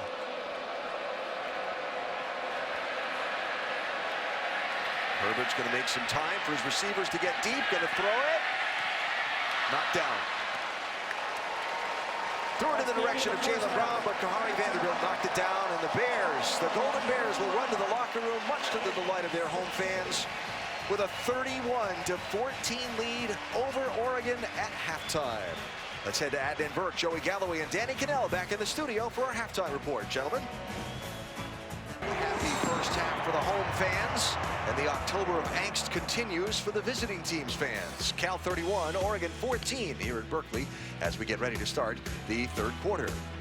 They've pretty much done what they wanted to, all except for one possession. Very comfortable throwing the ball, 4 touchdown passes, and Davis Webb's even carried the ball a couple times in crucial situations, which I was a little bit surprised at, but that's probably a wrinkle they put in over the bye week. Cal gets the ball to start the second half. It will be down in the end zone, and we check down on the field with Chris Button. Allen, 31 points isn't enough. We need to continue to score touchdowns. That was the message Sonny Dykes relayed to me in his discussions after halftime. You talked about Davis Webb running the ball more. He says he just likes what he sees from that on the short yardage situations. Defensively, he said, we got a lot of pressure on Justin Herbert in the first quarter. I want to see more of that in the second half and continue to make tackles. All right, Chris, so there is Davis Webb and his numbers throwing the ball from the first half. He also did carry it twice for 12 yards, including on a key fourth down conversion. Keith Stovall, and a great start to this third quarter for the Cal offense. The other thing that impressed me about the Cal offense in the first half was they rushed for over 170 yards and threw for about 150. So they are truly having that balanced attack that Sonny Dykes talked about. Drayton Carlberg just limped off the field for the Ducks. He'd gone out of the game injured earlier, had come back in, now just limped off again. Kalfani Muhammad won't get much with his first carry from offense in this third quarter. Muhammad with 86 yards of rushing in the first half. Gets a couple there. And Cal basically did what they wanted to do. They were unstoppable in that first half. They either got a touchdown or field goal on every drive but one. And certainly if Oregon's going to get back in this game, they got to get more stops this half. Well, they need at least 3 and have to score on all 3 of those stops just to get even. They're 3 possessions behind in this one. And Muhammad will get a few and set up a third down in about 4. And this is a longer third down than we've seen Cal in a lot of the time. They've been in third down 1, third down 2. This is still advantage offense. If you have off coverage, you can just throw it to a receiver. He used to be able to fall forward for 3 or 4 yards. And they've not been afraid to go for it on fourth down tonight either.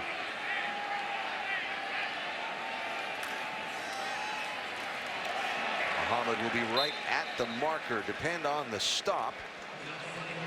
Stop there by Kolana Apelu. And let's see. Spot from this side is quite a bit short.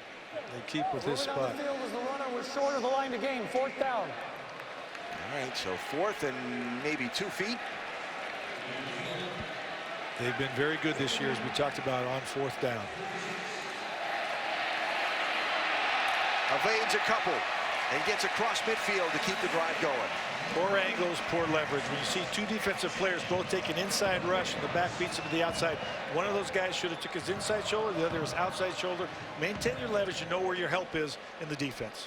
So that's 4 for 4 on 4th down tonight for the Golden Bears. I want to talk about that leverage concept in a minute.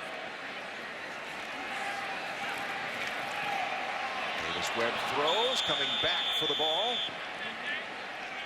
but not successfully, was Vic Wharton. So in coaching terms, leverage means, well, where you are in relationship to the ball. And when you have two guys running free, they probably took the defensive end and went down inside, the backer scraping to the outside. One should be on the inside shoulder running back, the other on the outside shoulder, so there's nowhere for him to go. When two guys go to the inside shoulder, he gets the outside edge and is gone. and part of what you can use for your leverage is the sideline. Correct. Angles and how to get there, where you need to be and cut off the forward attack.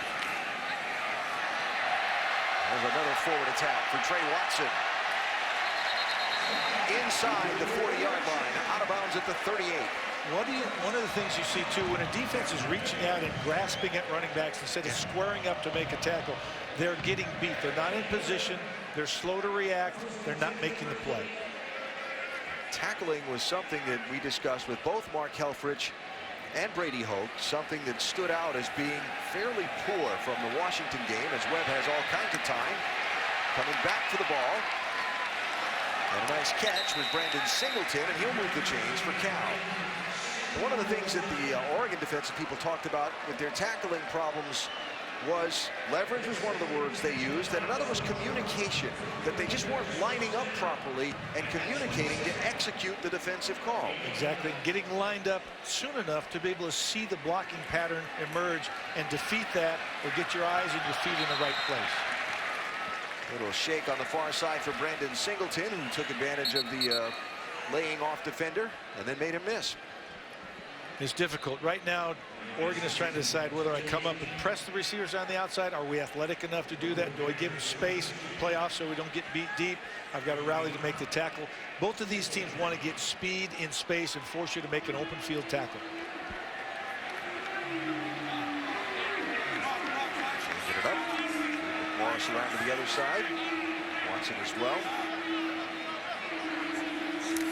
And here comes Watson. Grinding for a few inside, and it will be 3rd down and 2 for Cal. Just joining us and worked with us earlier, 2 players banged up at the end of the Oregon State game for Cal, Davis Webb and Chad Hansen, rather, the quarterback and leading receiver. Webb banged up early in that game. Hansen banged up late in it. Webb has played tonight. Hansen has not. He's been on the sidelines all night. Trey Watson's headed down to the 5-yard line. So far, they've been able to lean on their running game to make up for the absence of Chad Hansen.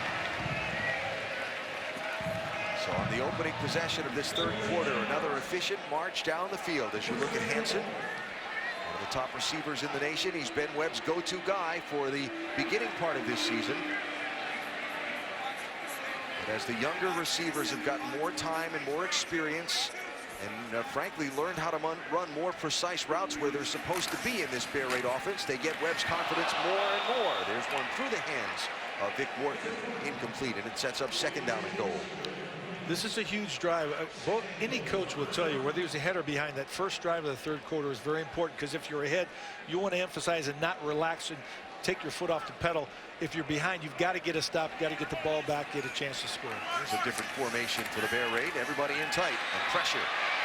Webb gets it away out of bounds before he is dropped to the turf.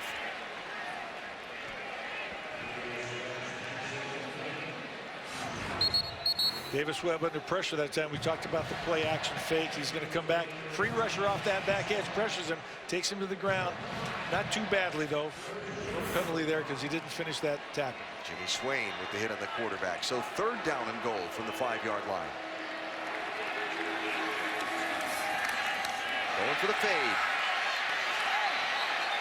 Incomplete. And no flags. Malik Lovett there defending Demetrius Robertson.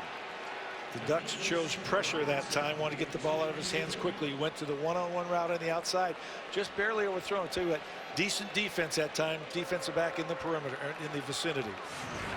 So as the field goal team comes on,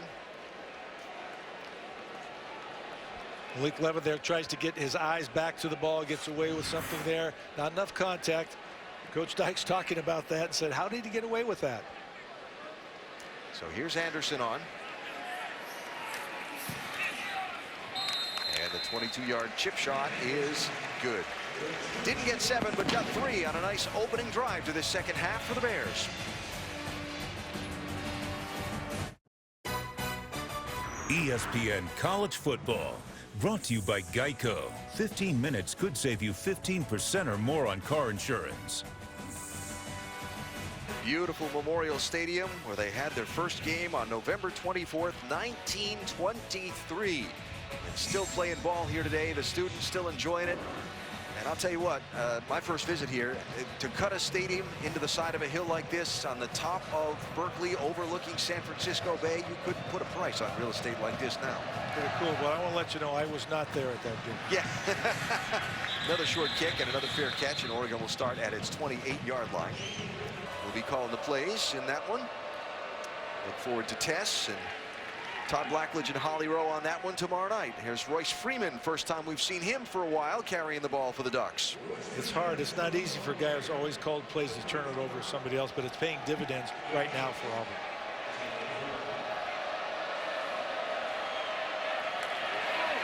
Nice play off of the tackle by Devontae Wilson, off of the block rather, to make the tackle.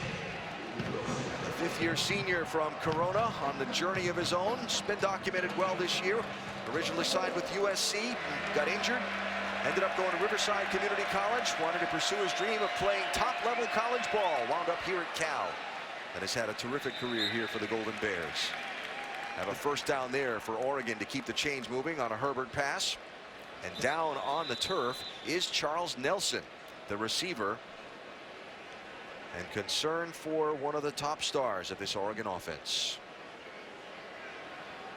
He hasn't been totally healthy for a couple weeks, and the coaches have talked about that, but he's such a warrior and a competitor. That's why he's not as involved in teams right now that want to save him for offense, because he's one of the most versatile and dangerous weapons that they have. That's a shame for him to get hurt if it's anything serious. Nelson, the junior out of Daytona Beach, Florida, leading the team in receptions.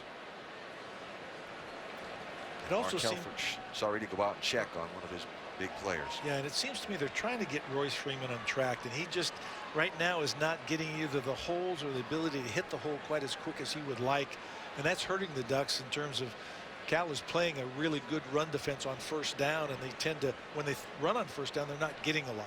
Yeah. That might have been why they had some success that second quarter throwing the football on first downs and catching him in man coverage.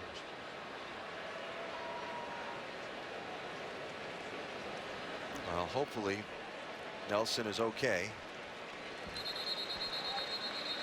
The Seabreeze Sand Crab from Daytona Beach, Florida. Yeah, that did not look good. Well, he is walking off, but I'm sure that was a jolt to the system, and hopefully nothing more.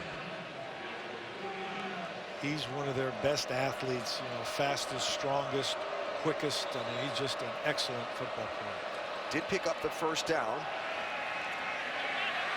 Now on the field as play continues. Freeman running parallel to the line of scrimmage and can't get the cut up field. Right now the Cal defense is out quicking Royce Freeman to the hole. They'll be able to run along with him and match him stride for stride, and he's not able to gain that edge, or the offensive line is not able to create that crease where you can get north and south quickly.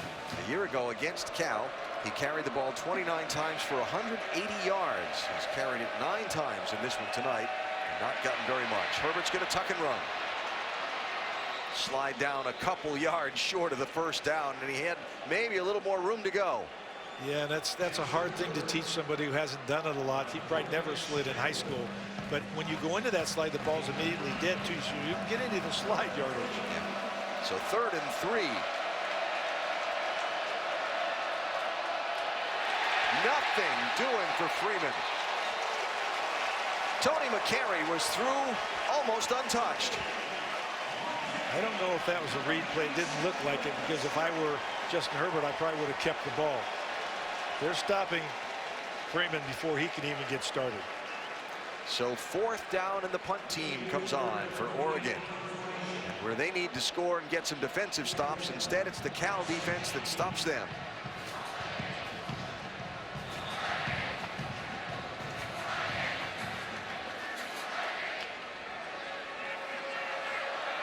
Oregon has been known to do some fakes, but Cal is in their prevent or safe punt return. Probably not going to happen. Delay a game. Offense. 5-yard penalty. 4th down. Too long shuffling people on and off the field, so back them up 5 and kick again.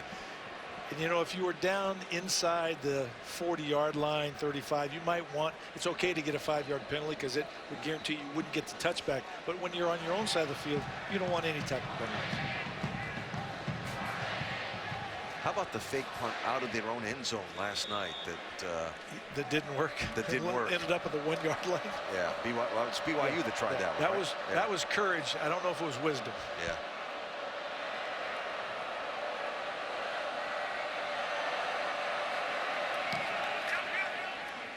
Wheeler boots it away. Wharton again will signal fair catch and make it at the 20-yard line. So a 20-point lead for Cal over Oregon in this 3rd quarter, trying to remain undefeated at home. Bears have the ball in a minute.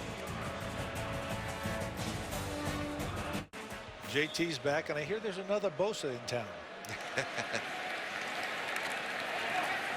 Trey Watson with a short gain on 1st down for Cal. Alabama, Ohio State. Who's your number 1? Alabama. There's no question right now in my mind, although I think Ohio State may be one of the most talented teams in the nation. But I think we're going to find out something about Alabama this week. They're really highly favored over Texas A&M. I thought it. Oh, a pick 6, or at least a pick went right through the hands of Justin Hollins.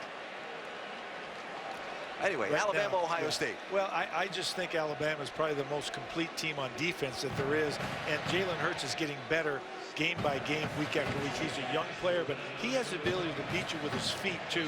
His arm's getting stronger. He's getting more confident in throwing the football. So I think they're going to be tough to beat. But I think A&M is built with a mobile quarterback, multiple receivers, a pretty good pass rush. Can they play run defense? That's the big question I have. And can they play with coolness and calmness in Tuscaloosa? Dump it off to Muhammad underneath with a herd of blue jerseys out in front of him. He's very close to the 1st down. Very close. Might just be a couple of feet short when he's knocked down. As for Ohio State, I watched their game a couple of weeks ago against Indiana, where they just didn't look good and still found a way to win over a very much improved Indiana team. They're probably one of the youngest teams in the nation. They're starting a lot of redshirt freshmen and sophomores, but they're so talented and they're gaining understanding of how to win those type of games. But you know what? Doesn't matter how they win, they continue to win. Urban Meyer's record is something unbelievable. I don't even know what it is. First charge timeout, Cal. Cal getting ready to go for it on 4th down, and they'll take 30-second timeout. Take the time to talk about it here. Sonny Dykes and company will. If you lined up Alabama and Ohio State right now. Right now, I'd have to give the nod to Alabama, but as the season goes on, if Ohio State can continue to learn how to win close or games going away, I think they have the ability, much as they did a couple of years ago in the playoff. Yeah. They were the last guys to get in, and they won it all. I looked at that Texas A&M Alabama game. The one thing that A&M's got going for it is they've got an experienced quarterback. He's been in the moment. He's also beaten Alabama. He's been in the moment. Now, it's different playing at a neutral site bowl game, too, when half the people are your supporters, than playing in Tuscaloosa with 100,000 wearing crimson. And Davis Webb's pooch punt will sail sadly out of bounds, and Oregon will have plus field position to start this possession. Not the first time he's punted this season, by the way. A 4th and 1 stop would have been huge, but this is the next best thing. A poor punt that gives Oregon probably the best field position they've started with all game long. Yeah, without question. But at this point in the game, too, down 20 points, they need to convert every single opportunity, and this is one that's given. It's a gift given to them. So can the Ducks do something with that gift? I'm surprised. Royce Freeman is still in the game, and I think they just believe in him, they trust him, but to me, he looks as if he's not 100%. So the numbers on Justin Herbert. And the Ducks start at the Cal 40-yard line. Herbert under pressure. Nice. Still going, out of bounds at the 15-yard line. That's the athleticism and the speed for a guy 6'5", 6'6", that the Oregon coaches are so excited about, and they want him to do more of this. Just improvise and create. He may not know where to go with the ball all the time, but he can run it. Freeman 2 blue shirts right there waiting for him in the hole. Yeah, you shouldn't have an unblocked guy, certainly not 2 unblocked guys at the line of scrimmage.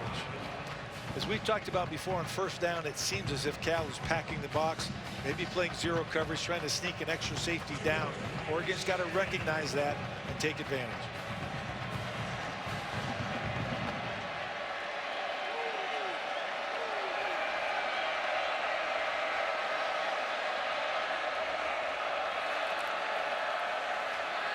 Herbert's going to throw to Monk, the tight end. Can he get the goal line?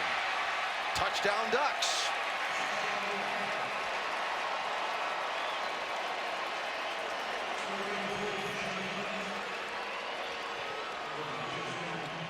Well, the 10-yard punt from Davis Webb and the plus field position turned into some points by the Oregon offense. Oregon is still a quick strike offense. We've talked about this, but they certainly needed this. They need to score just about on every opportunity. The ruling on the field is the runner crossed the plate of the goal line prior to the knee hitting the ground. The ruling's a touchdown. That play is under review. At that angle, we really can't see where the ball is when his knee touches down, but I do believe it looks as if this will be a little bit better look right here. That's. Yeah, you'd have to have a camera straight down the goal line to see that one.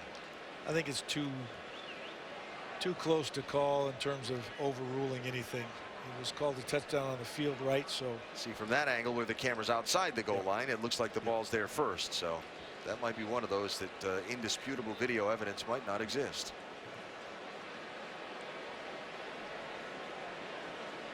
See, because you can't tell where the ball is there in relation to the plane of the goal line. He was fortunate to control that ball with just one hand on it like that.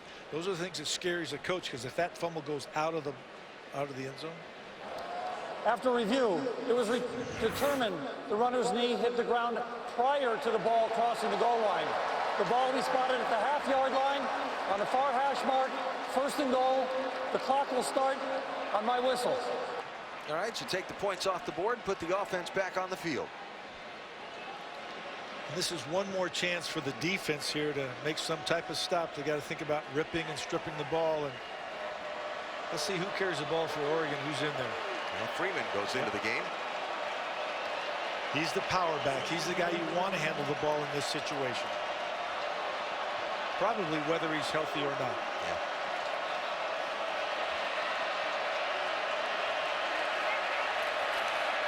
He's got it, and he's stacked up.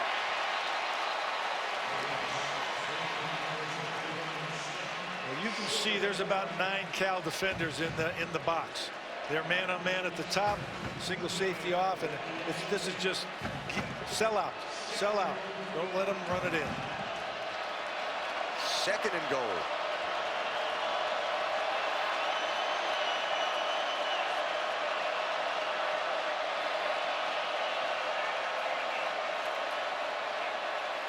Herbert the throw, back of the end zone, touchdown. Evan Bayless. They like those tight ends, as we talked about in the pass game. They're great receivers. They've got range. And obviously, Justin Herbert very comfortable throwing on the run. So a point after try to try and get it down to a 13-point gap. I'm not sure that you're not disappointed to a degree, though. You want to be able to run the ball in from the 1 yard line or 1 foot line or whatever it was. And it's really a test of wills and strength and character down there. Well, and obviously Freeman is not the back that we saw in their 2nd game of the year against Virginia. He just doesn't look the same tonight. Yeah, and he's still a good decoy, though, to affect the defense. Nice throw on the run, nice catch with a rangy receiver going down the field. He was a good decoy there. So Bayless, the 5th-year senior from Centennial, Colorado, 6'6", 250, gets his first touchdown of the season. And the Ducks are back to 13 behind the Bears. Can their defense get a stop and create a little more question in the minds of the guys wearing blue? And I know if I'm Sonny Dykes now, I'm not talking about anything but scoring touchdowns. But if I can take a little time off the clock, which is drive 2, that would be the ultimate. Yep. Well, for Cal, you look at their schedule ahead, next week their game is Thursday night at USC on ESPN. Then they go number 5 Washington here, at Washington State, Stanford here, and UCLA here to close out. You got to get, between tonight and the rest of those games, at least 3 more wins to get yourself into a bowl. That's a gauntlet of really good football teams. And although Cal has proven they can score on anybody and they can play defense. When they stopped Utah, kept them out of the end zone at the end of the game, I was really impressed with that effort by their defense. Trey Watson out to the 20-yard line before he's knocked out of bounds by Tyree Robinson. And so the Cal offense back onto the field, as is the Oregon defense. And see what Davis Webb and company can do here. Does the stop by the defense and the quick score by the offense somehow energize this Oregon defense? Well, and if anything else, the 4th down pooch punt that only went 10 yards. We'll see if it how much harm it comes back to do.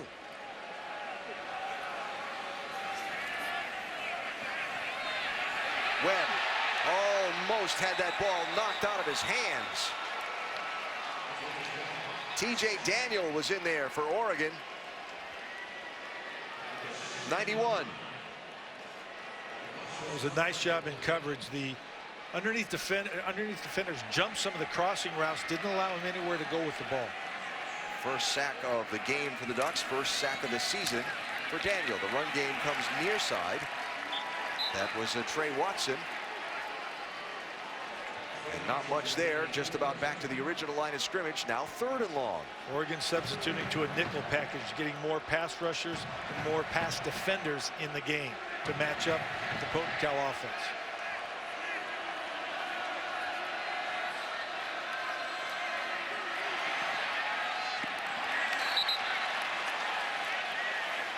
And so now we bring up 4th down. Oregon was very lucky there. They didn't cover one of the receivers to the slot side, the 3 receiver side, and unfortunately Davis Webb couldn't connect with it. First sideline warning, Oregon bench. All right, people getting a little excited. Well, the coaches are probably trying to get out on the field. Any positive thing that you can do, the positive energy, hopefully you're passing it on to your team. The team is passing it on to each other. So 4th down, the Cal punt unit comes on for a rare appearance on this evening between all the times they've gone for it on 4th down and all the scoring they've done. Darren Carrington back deep to receive. Charles Nelson has gone to the Oregon locker room. Chris reports from the sideline. And flags. False start. Offense, number 5. 5-yard penalty. 4th down. Back him up and do it again. Darren Carrington is known more for his hands than his ability to return the ball. He's more a guy that they want to catch the punts, but certainly they're going to get pretty good field position out of this punt situation. Remember, he dropped one earlier. That's true.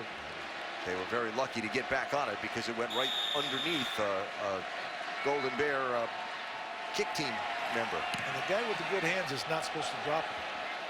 Catches it on the run at the 50. Gets through a couple. Flag comes in from behind.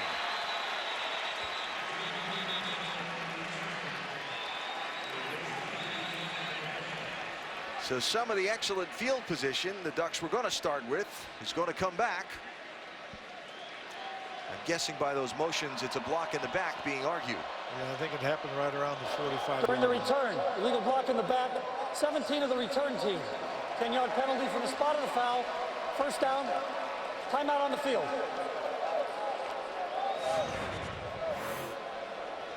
We can see right there, and this is where it happened, right in the back. Yeah. Tough because it's going to eliminate some of the good field position that Oregon earned.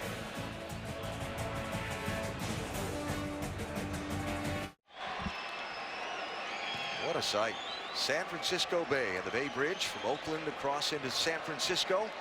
Shot from one of our cameras here at California Memorial Stadium in Berkeley. Is there a prettier place to be stuck in traffic? Charles Nelson back from the locker room on the field as the Oregon offense takes over. There's Tony Brooks James, who's been one of the big producers for the Ducks tonight. And he has him down inside the 25-yard line. Nice call, got the screen off, and he has the wheels to make him pay when he gets the ball in the open field. So the defense got the stop. Can the offense get the points? Brooks James going the other way, just tripped up and dropped. That was Kahari Vanderbilt, who got a fingertip on a shoelace to drop him. And that's what Oregon does very well. They get you running sideline to sideline. Then the back will cut up in a seam, and he's got the speed to take advantage of that. Good first down game. 4, 2nd and 6. Throw. There's Nelson back in the game. Right at the first down marker before he's dropped. 2 people wide open. I'm still not sure that Justin Herbert knows exactly where to go with the ball. Right now, he's finding the right receiver. It almost looked like some people confused on where they were supposed to be. But they've got the first down at the 14-yard line. Brooks James has the ball and no place to go. Center of that Cal defense tightened up that time. First down. There's a lot of people in the box for Cal. They're playing an 8- and 9-man front when they can. Player from each side down after that collision. Brooks James. Timeout for injuries to both teams. And that looks like Tony McCary, who's down for Cal, and it is. So the injury timeout here. Brooks James up, but coming off the field gingerly. And they can ill afford to lose him at this point with Royce Freeman appearing to be not 100% healthy. Oregon coaches told us last night that all of their tailbacks were banged up in one way or the other, as you'd expect at this time of the year. Yeah, everybody is. But as I said before, coming off a bye week, you're the healthiest you're going to be for the rest of the season. You're probably going to play, 5 or 6 games straight through each weekend. Remember, we saw Darius Allensworth limp off the field a little bit earlier for Cal. He is not in the game on this series. Josh Drayton is in at that corner. So 2nd down and 8. And Freeman in the game, and a touchdown for Oregon in the end zone, wide open, uncovered. That was the tight end, Johnny Mudd.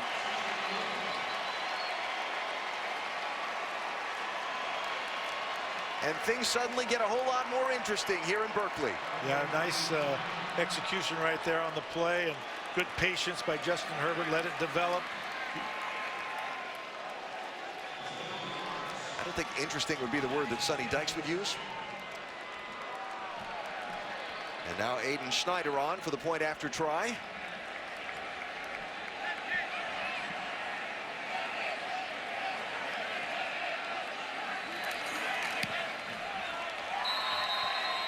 And a 6-point ball game.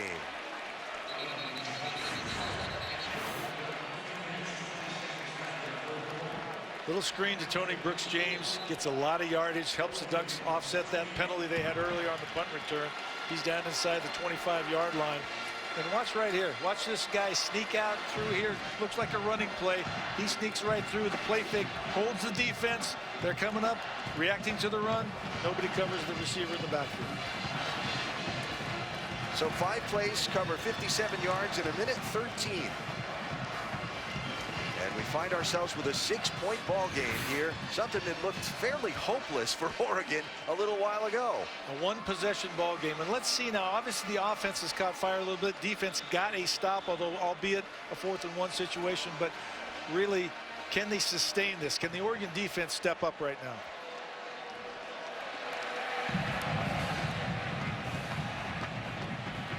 Oregon's kick taken by Trey Watson.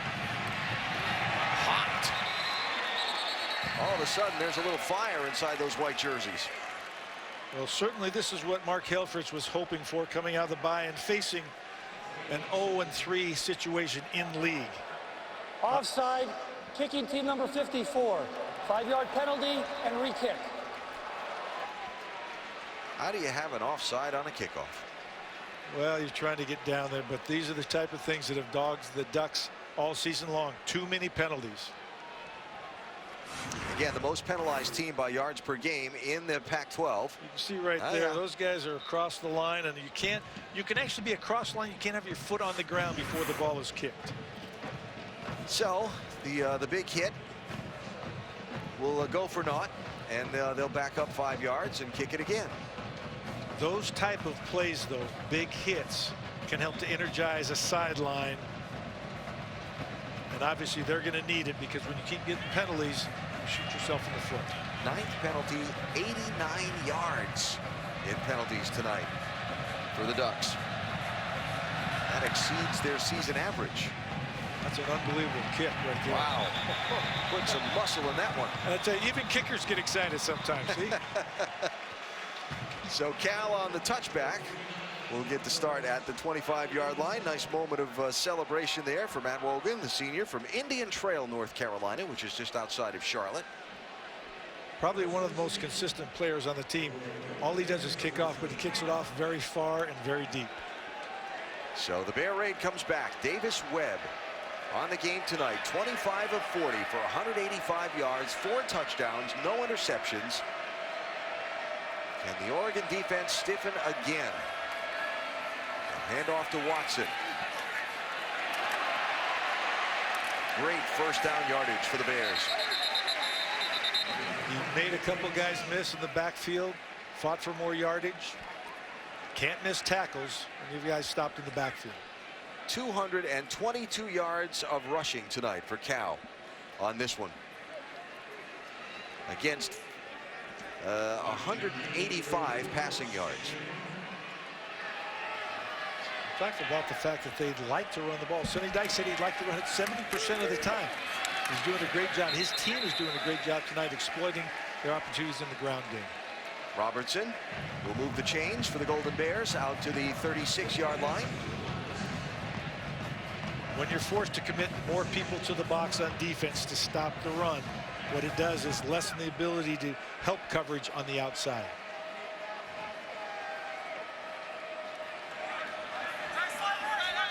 Too deep look now. This is where the guys in the flats have a problem helping with the run and also covering the second receiver inside. Here's the run. Nicely played at the bottom of the stack. Henry Mondew played off his block and got a wrap on the runner. That is a great job, because there's a hat for a hat up front. Cal can block every single person in that Oregon defense front. Somebody has to defeat a block. So second down, they gave Watson 1 on that one.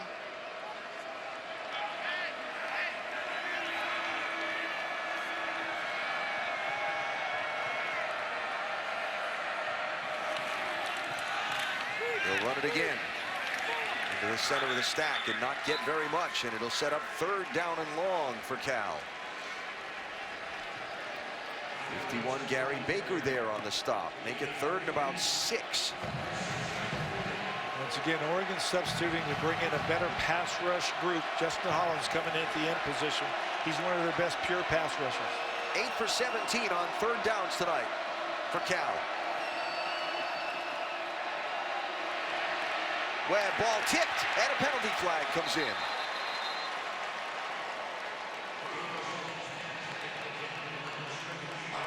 Holding. Offense number 62. Penalty decline. 4th down. Dwayne Wallace, the redshirt junior right guard for Cal. So another 4th down for the Golden Bears, and the kick team will come on, and the Oregon defense is going to get another stop. Better pressure that time, collapsed the pocket, kept the receivers down the field in check.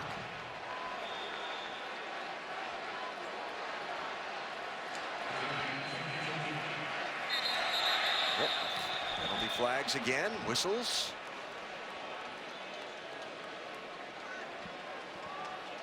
Carrington got a practice catch back there. I want to see what the penalty is on and which way that's moving. At 4th and 6, if it's a 5-yard penalty. Disconcerting defense. Delay a game. 5-yard penalty number 24. Be 4th down. So if you're up at the line and you're barking out signals trying to throw the offense off or that kind of thing. Did he say disconcerting? He did. Whoa, I didn't know that word was in the rule book. So now it's 4th and 1, and the Cal offense comes back onto the field to go for it on 4th again. And they've been successful many times tonight and many times this year. And Oregon getting out there so slowly that it's hard to get lined up. They've got to get themselves going. They're all in tight. Nothing. They stopped them.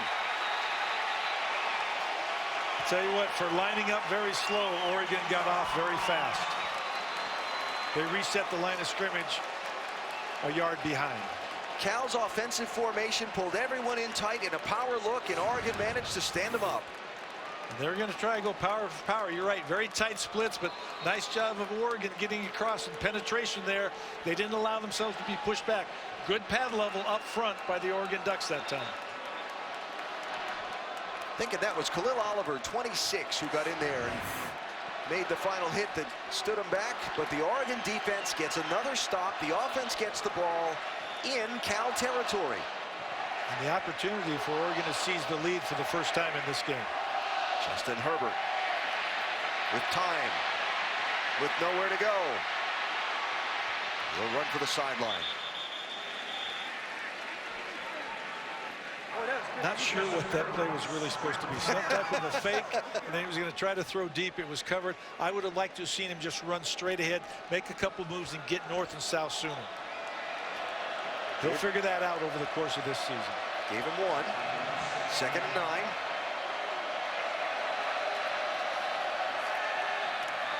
Just a little too far out in front of Jaylen Brown, though it did bounce off his hands. Jaylen Brown wanted to run with that football. He should have made a greater effort to catch it, but he knew it would probably take him to the ground. I agree with you. That ball should have been caught. So now it's 3rd and long.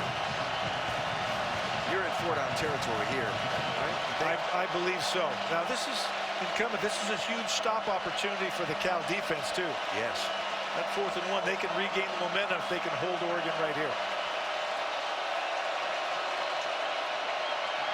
Quarterback's going to keep it. It's going to come up a couple short. It's a much more manageable 4th down now, probably about 4th and 2 or 3. Too far for the field goal. Offense stays on the field. Huge play in this ball game right here. Got to be aware of the RPO run pass option for the quarterback. Cal up there with 7-man in the box. Throws it to Brooks James. 1st down, Oregon. Free release the back out of the backfield surprised the Cal defense. So down to the 30-yard line are the Ducks as this 3rd quarter runs out. That's the end of the 3rd quarter.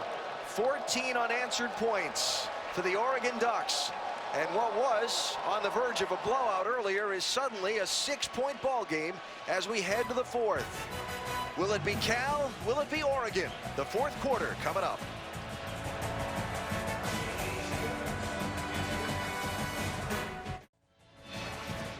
The ever-recognizable Golden Gate Bridge across San Francisco Bay from where we are in Berkeley, where we have a ball game.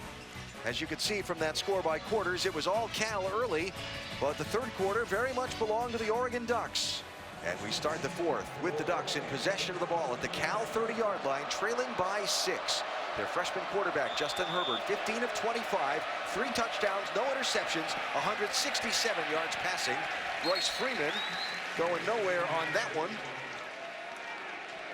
It looks almost as if they're keying the backfield set of Royce Freeman and slanting always away from him to where he's going to go with the ball.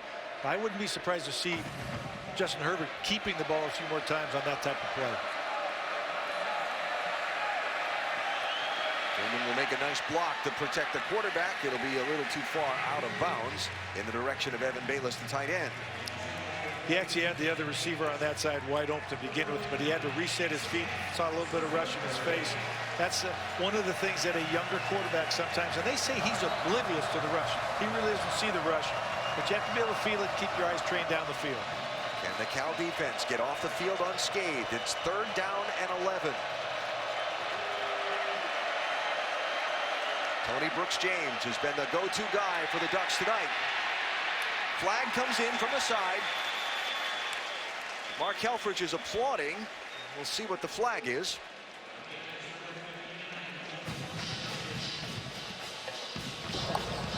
Personal foul, face mask, defense number 7. 15-yard penalty, automatic 1st down. Kahari Vanderbilt. This is the thing that Art Kaufman, there it is right there, guys. You can see it right in the middle, grab the face mask, but that's unfortunate because Cal would have been off the field or forced a long 4th down, and Art Kaufman, their defensive coordinator, talked a lot about the fact that needless, senseless penalties have cost them, kept them on the field, or allows drives to continue. Set of 8 scoring drives against them recently. 6 were continued by penalties. Will this be another one? Herbert with the ball, throwing for the end zone. Too strong. He waited on that throw too long. He held it. He's got to throw to a spot and let the receiver get there. That's what he'll learn over time. He's a young quarterback right now with a very gifted arm, but you can't wait to throw him open. You've got to throw him open before they get there. And the long incompletion to the far corner of the end zone slows the tempo that the Oregon offense likes to get when they get things cranking. So 2nd down and 10 from the 15. Brooks James looking for the outside. He's got the corner. Out of bounds at about the 3. There were 2 Cal Bear defenders who had an angle on Tony Brooks James. It wasn't there playing it improperly. It was his speed in the open field that made the difference.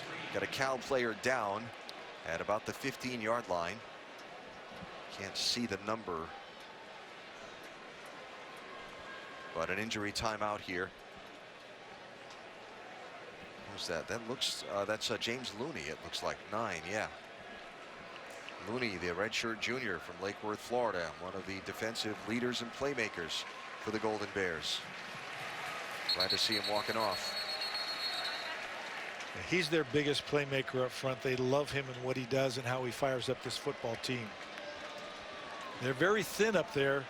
Got a couple guys that they pressed into service that haven't played a lot of defense this year in the interior for them. 3 of the guys on their depth chart that play defensive tackle in the center of that defensive front out for tonight's game. So 1st and goal for Oregon, trying to take the lead from the 3. Brooks James stopped short, but he's all the way down to the 1. Tony Brooks James having himself a game tonight for the Oregon Ducks. 93 yards on the ground, 12 carries. He's already got 1 touchdown. That's going to come back. Trying to jump the snap count and the penalty. False start. 78 offense. 5-yard penalty. 2nd down. The penalties that bother coaches the most are those before the snap and after the whistle. Those are the ones that you struggle to understand, but that's where an offensive lineman, Cameron Hunt, trying to get off, get underneath the defender, just tried to jump that snap count a little bit. So from the 1-yard line, backed up to the 6-yard line for 2nd and goal.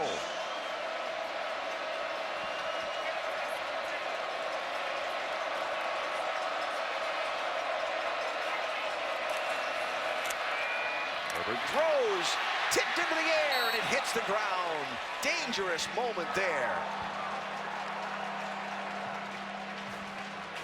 It is a little bit dangerous. You can always say he tried to fit that into a small window and he put some heat on it.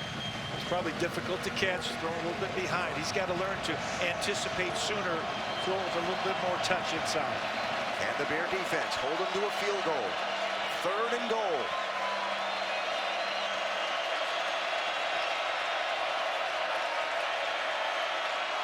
Herbert throws. Nelson. Touchdown, Oregon. Nice job by the young quarterback, surveying the field, finding his open receiver. Great job by Charles Nelson, taken off the field, into the locker room, comes back, and scores the go-ahead touchdown.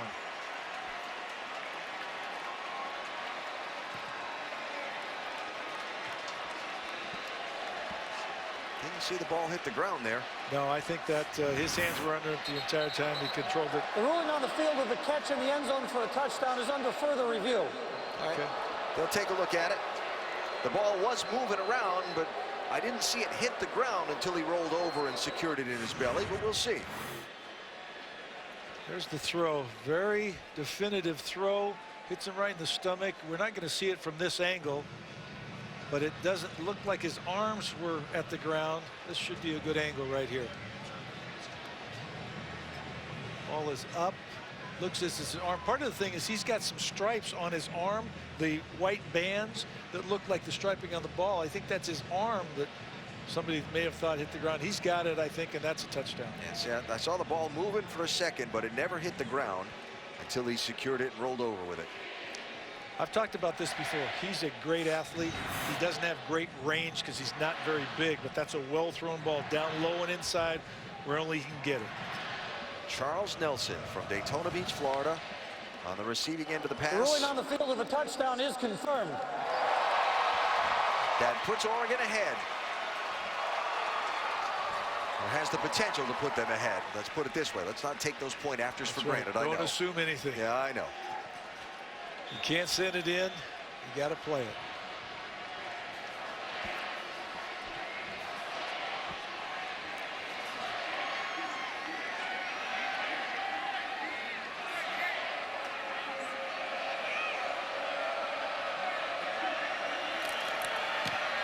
And Aiden Schneider gives the Ducks their first lead of the game. 11 plays, 44 yards, and the touchdown pass from Herbert to Nelson to give Oregon now its first lead of the ball game. 35-34 in the fourth quarter. An intense one at this point in the game, too. Well, this game is not over by a long shot. I'll tell you what. Watch out with these offenses on the field.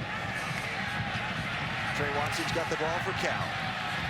Get dropped just outside the 20-yard line. That's where the Golden Bears will take over. Speaking of 20, celebrating its 20th year. Check that, 12th year. That's 12th, correct? Hold it a little farther. I can't see us too close. The Good Hands Field Goal Nets, All-State making contributions to participating universities' general scholarship funds for each field goal and extra point kicked.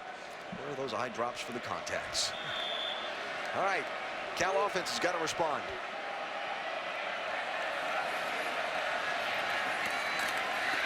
That's Singleton. They have a few tough yards. Last 3 possessions for the Cal offense. 3 and out, and they turned it over on downs. And I can't say if that's the Oregon defense stepping up, but I got to give them some credit. But certainly Cal has not been as efficient or effective the last 3 series. Webb throws. With a nice cushion and making a couple of players miss. That's Bud Rivera. And a first down for the Golden Bears. That's a heck of a throw all the way from the hash mark to the sideline, and with the separation to allow the receiver to make yards after the catch.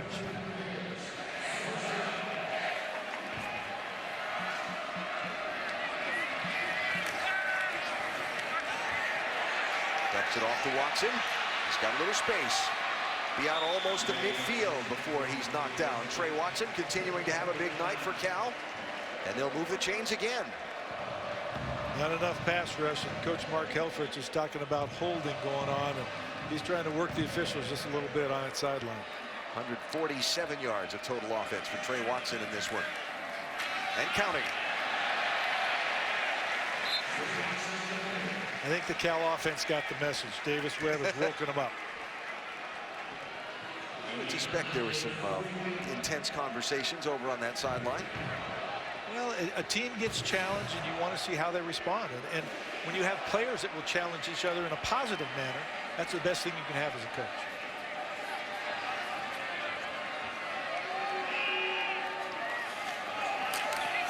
Keep it on the ground with Watson.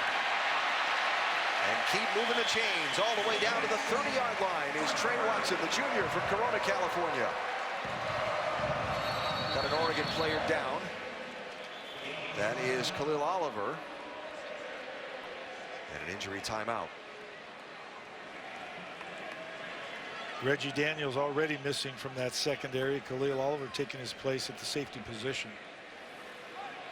Daniels missing tonight due to illness and not in the game at all.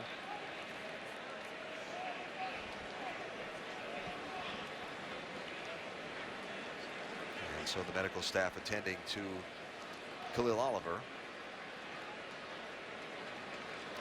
And good to see that he is up and headed off to the sideline. You get the wind knocked out of you, it takes a minute sometimes to get things functioning again.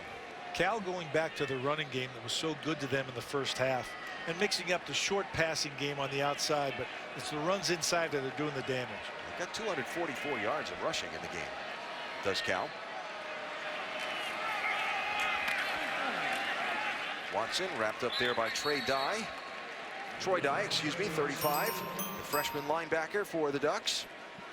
Oregon getting pushed around up front. Their front guys, those down linemen, are not doing the job they need to protect the linebackers.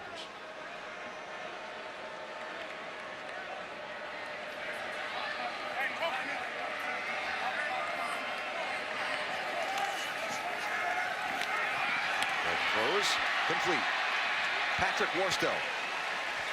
And he'll move the chains for the Golden Bears.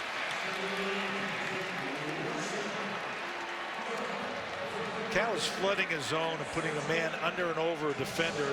Right now, Oregon has no answer for that.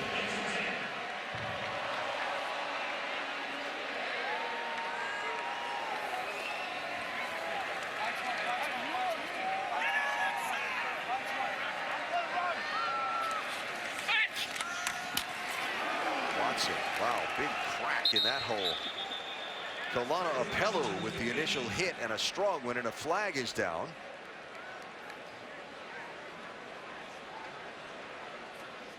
Holding. Offense number 75.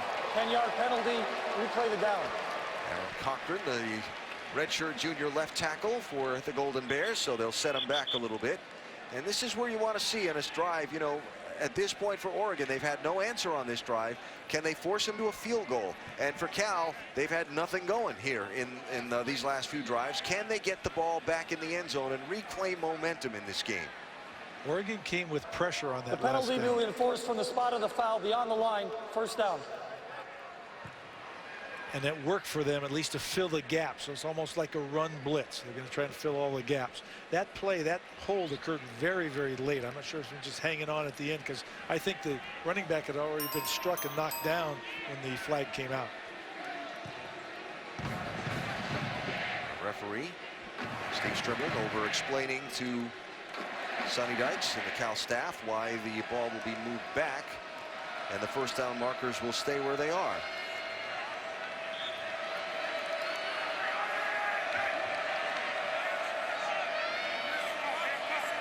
And maybe give it a little clearer picture of what actually happened in the pile there.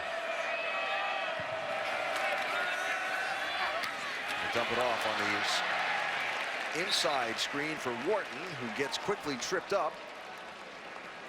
And it'll set up a second down and still a bunch to go for Cal. It's great when you can tackle that play before it gets started, because once you get down the field, you got a convoy of linemen a little back behind them, and it's tough to tackle them.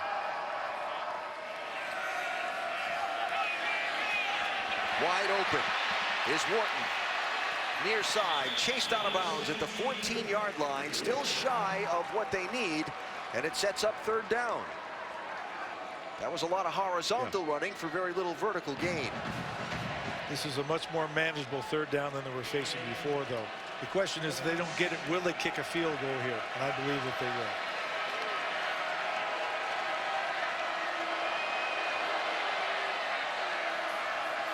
Oregon showing a little pressure. Webb patient enough to wait it out. I think they're coming, because the safety coming down is what you really see. The linebacker's showing it, but the safety's dropped down too. From the near side and throwing a ball to a receiver, looking to make a catch, and a touchdown it is! What a throw and what a catch! Watson.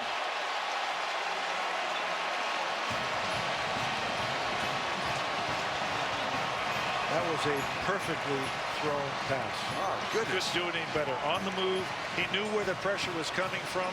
Davis Webb rolls to his right, throw a perfect strike over the top to Watson coming out of the backfield. Now they have to go for two here. This will be the third time this season the Golden Bears have gone for two. They're 1 for 2. Scored on a rushing attempt, incomplete on a passing attempt. Notice where they placed the ball, sort of left center. Not in the middle of the field, not on the hash. And that's the offensive team's choice. Yes, exactly.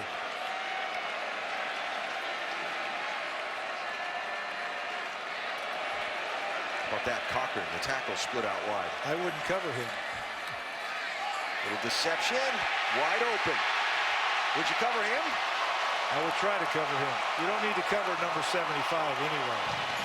J.D. Hennon, the tight end, sneaks out and gets the two-point try successfully. What a throw, what a catch from Webb. Trey Watson gets it, and then the two-point try is good.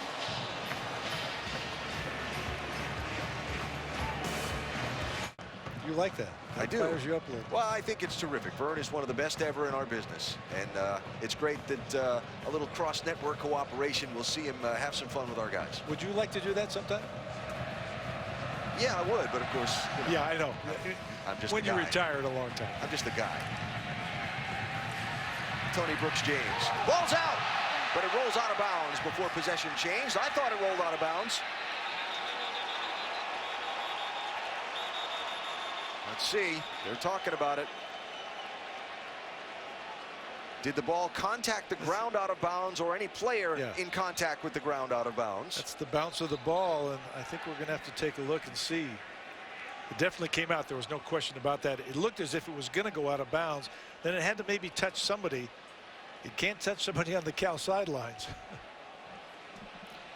So they'll talk about it.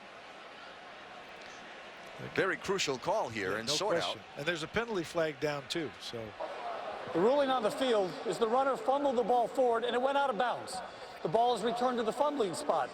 During the return, holding number 15 of the receiving team. That penalty will be 10 yards from the spot of the foul. First down.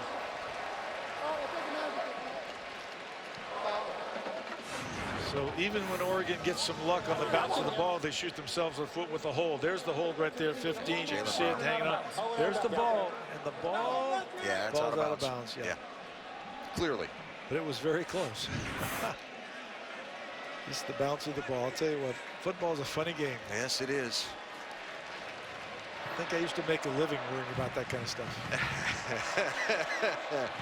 So a 7-point game. Oregon has come back. Cal has now re-grabbed the momentum and taken the lead. The penalty pushes the Ducks back to their own 21-yard line for this offensive possession. And the freshman quarterback, Justin Herbert, 16 of 29 on the game. His confidence seems to have grown after a very shaky first quarter. Can he lead the Ducks back downfield again? This will be Freeman. Just has not had anything going tonight as we check downstairs with Chris. Alan, that scoring drive was not just big for momentum for Cal, but also for their defense. After those several 3-and-outs, they were winded, having trouble breathing, so they look ready to go. And on top of that, Mark Helfrich is trying to get his team ramped up and paid with some extra pace. All right, Chris. Something to keep an eye on as the game goes. Herbert throws complete, near side. Charles Nelson tripped to the locker room earlier, came back out, scored a touchdown. Yeah, he's still a little ginger on that leg, though. See, he caught that ball, just went to the ground. He didn't try to make any yards after catch. That's unlike him. Had his left leg landed on pretty heavily in a play earlier.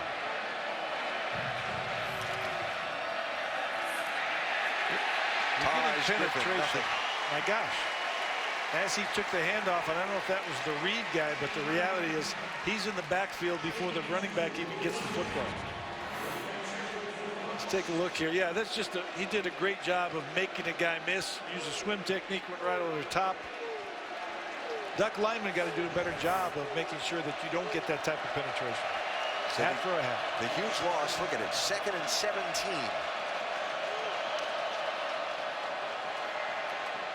Gonna throw. We'll have it complete out on the far side of the tight end, Johnny Munt, but not a great gain, and set up 3rd down and about 12. They've got one-on-one coverage with Drayden on Charles Nelson, and right now he's giving Nelson a huge cushion. I'm surprised they didn't go right back to him once they got that completion on 1st down.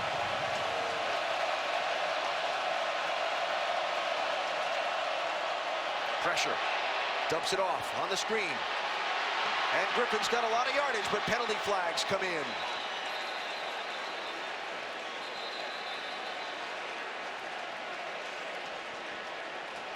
Three of them, to be specific.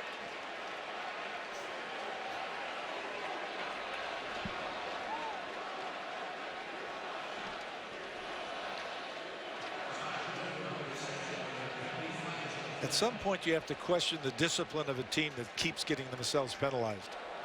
Personal foul, chop block. 55 and 70 on the offense. 15 yards from the spot of the foul. Replay 3rd down.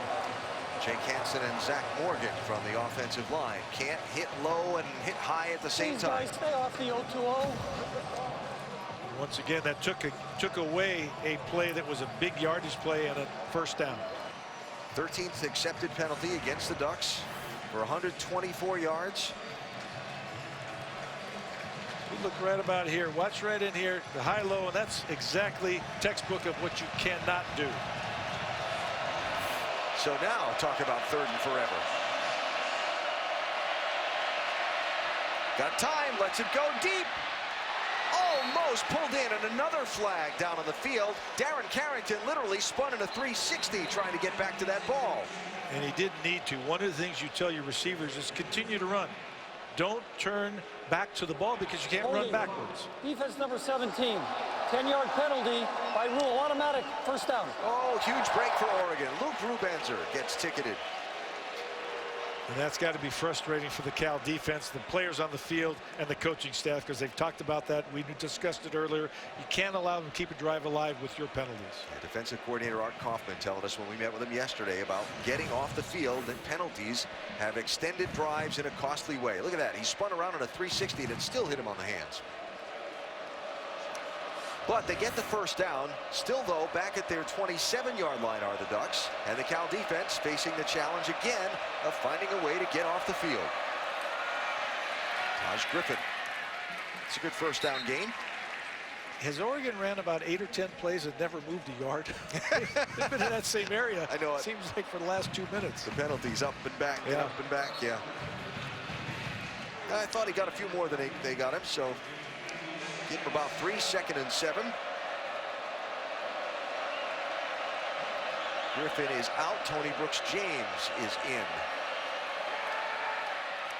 Ball into the hands of Pharaoh Brown. Popped at the marker. Careful. And there it is.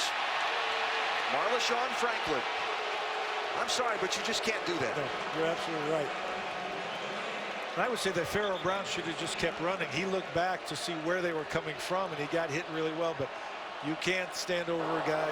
After the play, unsportsmanlike conduct. Defense number 18, 15-yard penalty, results in an automatic first down. You hit him, you tackled him, you did a nice job knocking him down, then you pushed him back into the ground and stood over him, and I'm sorry, I disagree with the home fans there. You just can't do that. And then you kicked him in the head. Well, I'm sure that wasn't intentionally, but. No, and that's unfortunate because he did make a great play and a great tackle. Although Pharaoh Brown, I'm not sure where his eyes were. His eyes should have been on the first down. He was looking back at the defender coming from the inside and didn't see Marleshon Franklin going to lower the boom. So another penalty moves the ball out to the 50-yard line. Brooks-James squirts through a hole. Big gain on first down. Give him 7. And what momentum the Cal offense got back with the last drive, the Cal defense via the penalties has given back to Oregon. I can't disagree with any bit of that. It's patient running there from Brooks-James. Look into the crease. They'll get the first down yardage, move the chains. Oregon down by 7. 6.5, inside of 6.5 to go in this ball game. They were down a bunch earlier, 20 points. Herbert moves the pocket, throws. Carrington tried to come back for the ball. 2 Cal defenders there, including Franklin, who got ticketed for the penalty just a little bit ago. Slightly underthrown. Justin Herbert could have kept running on this play, but he chose to put the ball up. You see a double move by Carrington right there. Has his man beat, has both the safety beat. Ball's underthrown slightly. Comes back and could have been an interference call there again, but probably a good no call. Here's Freeman. Penalty flag comes in. We'll see if it's coming back.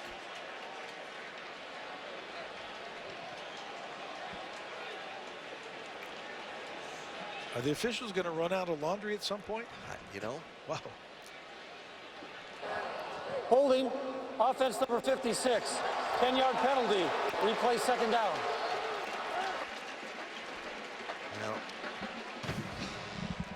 Brady Aiello, the left tackle. The way the flag came in from the far sideline and the outside edge that Freeman got to led me to believe that that might be what was coming. Yeah, no question. Going that way. Just a speed cut. Watch him right here. Let's take a look and see how this play. He actually thought the play was going inside right there. He just hangs on a little bit too long. When that jersey starts to get tugged down off those shoulder pads, that's a giveaway every time. When Royce Freeman chose to go outside, he thought he'd try to help him. So now the penalty sets the Duck offense back. In and out of the hands and a little bit behind Charles Nelson. I understand the back shoulder throw, but that one just a little bit too wide. Yeah, and the timing of the route just a little off. So that's probably just a question of repetition with the young quarterback, Justin Herbert, getting used to the timing of when that ball needs to be thrown and where. So big third down here for the Cal defense. Oregon well outside of field goal range. And in a close game like this, I don't think it's 4-down territory either. This might be decided by who doesn't get the penalty on this play. Yeah, no kidding.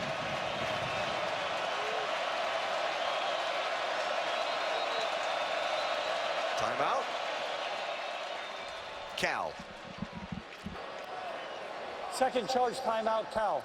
So the Golden Bears staff saw something they didn't like in the matchups, in the alignments. Timeout on the field. And have whistled it down with a 7-point lead.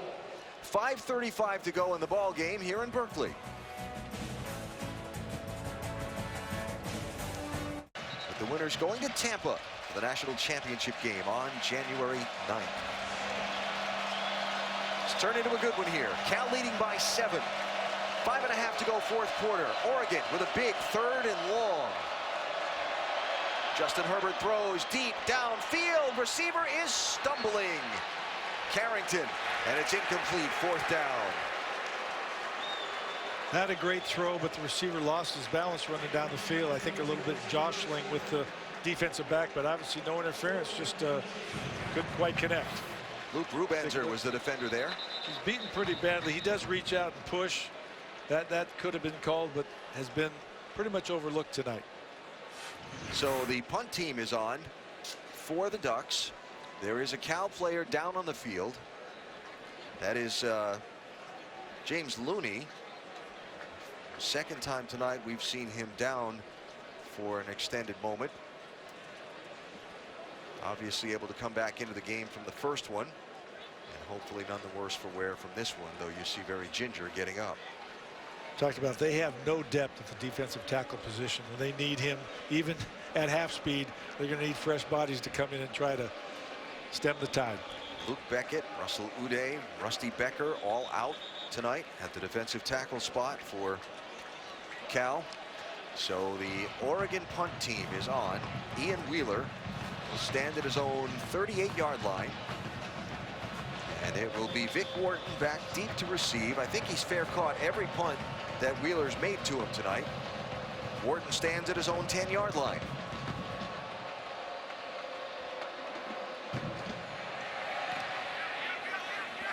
Pressure on the kick.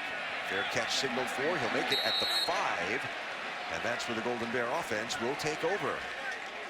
SEC Top 25 doubleheader for you Saturday on ESPN. At 6 Eastern, number 17 Arkansas and number 21 Auburn. And then at 9 Eastern, number 23 Ole Miss into Death Valley to play number 25 LSU. And both of those streaming on the ESPN app and on Watch ESPN app. It is a massive day in the SEC West on Saturday with the Alabama-Texas A&M matchup as well as those 2 games we just talked about. Yeah, that Alabama-Texas A&M matchup, I'm going to love to be able to watch that. That excites me a ton. So Cal leading by 7. Offense on the field, 5:20 to go. Kalfani Muhammad with some running room outside.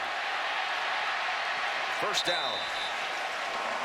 And one of the things we're going to see is the Bear raid going to go into the Bear hibernation. Are they going to try and take time off the clock, run the ball? They're a no huddle team, but they can take a lot of time getting in the right play. And they've been able to run the ball very successfully tonight. With 5 minutes left in this game, at this pace, they could run the clock out if they're effective. 266 yards of rushing tonight for Cal as part of their 515 of total offense. And Kalfani Muhammad, you just saw, with 116 yards on the ground.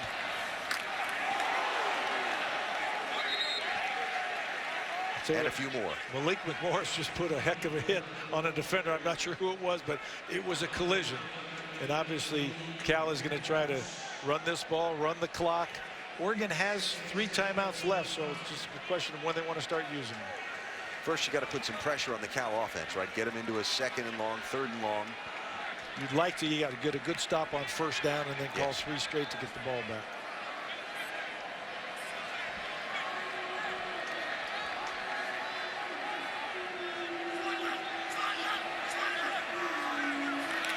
Morris leading the way. Webb's going to pull it and throw. Knocked away. Tyree Robinson defending on the far side against Vic Wharton and incomplete. Sets up 3rd down for the Golden Bear offense. Fortunately for Oregon, that stops the clock. So obviously that's the issue with trying to throw the football in this situation. So Cal substituted, so they step over the ball while Oregon substitutes, and now the 3rd down and 6.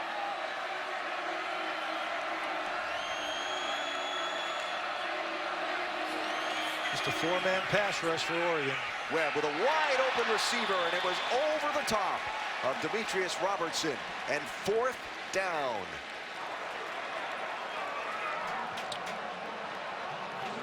Oregon got the stop they needed at this point.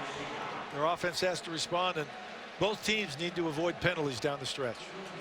Little fingernail chewing going on in that student section. That's the chef. I hope he doesn't cook and chew his fingers at the same time. Well, his team was cooking earlier in the game, but things have slowed down for him since then. Wow, dangerous catch by Carrington, and the flag comes in. That was Warstill that got up limping after going charging in there. And we'll check the penalty. Man, we've had some flags tonight. I think that was kick-catch interference. I don't think he gave him the opportunity to catch the ball unmolested. Kick-catch interference, kicking team. 15 yards from the spot of the foul. 1st down. Well, that's going to help Immediate timeout. the Oregon side and hurt the Cal side. Oregon's ball, 4 to go. Game's winding down here in Berkeley. That means they're gearing up for SportsCenter at night with Max and the coach. Highlights and analysis from today's games in hockey, NBA preseason. Get you ready for Sunday and Saturday football. SportsCenter at night, next on ESPN. Streaming live on the ESPN app, and watch ESPN. Was that the chef with the game menu for us? I think so. So Justin Herbert, can the true freshman quarterback be the hero for the Ducks? His team down by 7, inside of 4 to go. He's going to carry the ball here with open turf in front. Across midfield and down to the 42-yard line before Luke Rubenzer brought him down. Well, the table is certainly set for him. And there you see he's not the fastest athlete right now. He's more of a galloper, but he does have some athleticism. He is a threat to run, but I think to win this game he's going to have to throw the ball and throw it well and accurately down the field.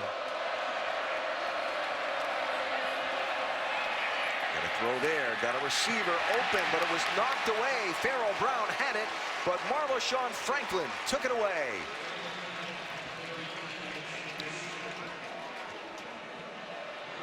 Farrell Brown's got to try to catch that, but that ball could have been thrown a little earlier, anticipating that break. Seemed to me it was waiting for him to get open, which obviously we've talked about. A young quarterback will tend to wait till he sees them open rather than have the courage to throw them open.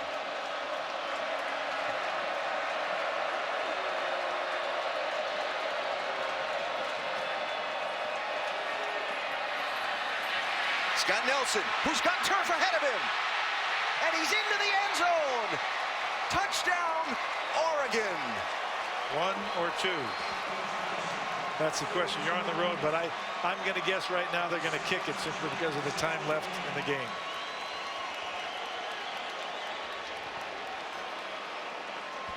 What a drive. Quickly, aided by the penalty, the kick-catch interference. The field position aided, but Oregon quickly down the field.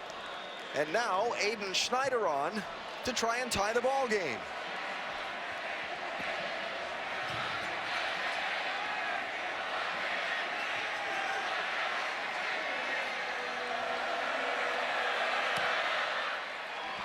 Tied at 42.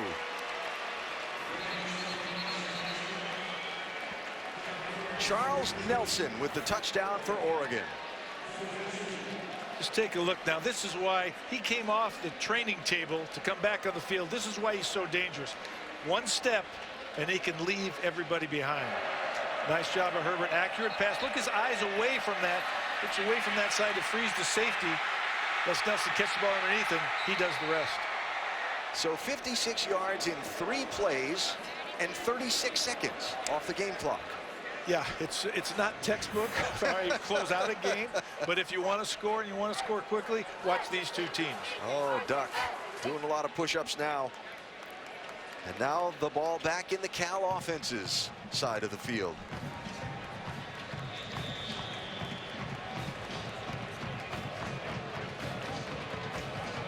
Matt Wogan to kick. Saw him kick one after a penalty right through the end zone earlier. Let's see if he's feeling a little juiced up, or if they want it kept in the field of play. Will be in the field of play. It'll be Trey Watson. Oh, it's got on edge. Nice shoestring tackle by Jawan Williams to save what could have been a disastrous play for Oregon. As a coach, as a former coach, your heart jumps up all the way to your throat every time you see somebody miss a tackle out there and the guy burst into the open, especially on a kickoff. If he didn't get him by the shoe tops, then Watson had a lot of room around that edge. He would have been gone, I believe.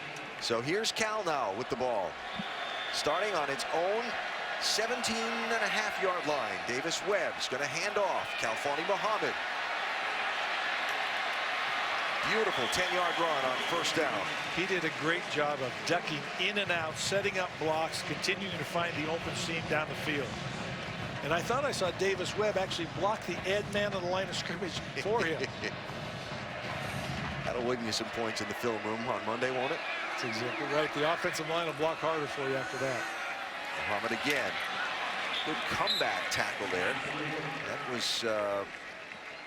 was that TJ Daniel, 91, yeah, that came back to get him.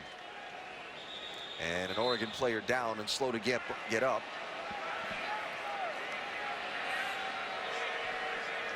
And that is Rex Manu, a sophomore defensive tackle for Oregon. Hopefully just a cramp. Well, I have to tell you, Coach, we started this game talking about Oregon being winless in the Pac-12, getting blown out by Washington in their last game, having the bye week. How would the team respond? First 4-game losing streak in a decade, and their first quarter and really first half defensively. Yeah, you have to feel better about the grit and the heart of this team. And if you're a Cal fan, you're trying to stay undefeated on your home field, and you've got a chance. You've got the ball and a wide open receiver on the far side. Bud Rivera will be out close to midfield, and a first down for the Golden Bears. Troy Dye is getting sort of picked on in coverage. He's not a linebacker, true freshman, but he got picked and sort of rubbed off that time and struggled to find the receiver. And they're going to do that a lot, so you got to be prepared for that. Davis Webb, very crafty, knows where to go with the ball. Cal with just the one timeout left after using a couple earlier. Webb's going to dump the screen into the middle, and it'll be Muhammad. Short gain as he's pursued to the near sideline. Ugo Amadi will get credit with the stop. Cal only has one timeout. 2 minutes going. They still have plenty of time because all they need is to set up a field goal opportunity. Matt Anderson's their field goal kicker. He is one of the best in the Pac-12 for sure. I think he's 11 out of 12 or something like that this year. He is 11 out of 12, including hitting one earlier tonight.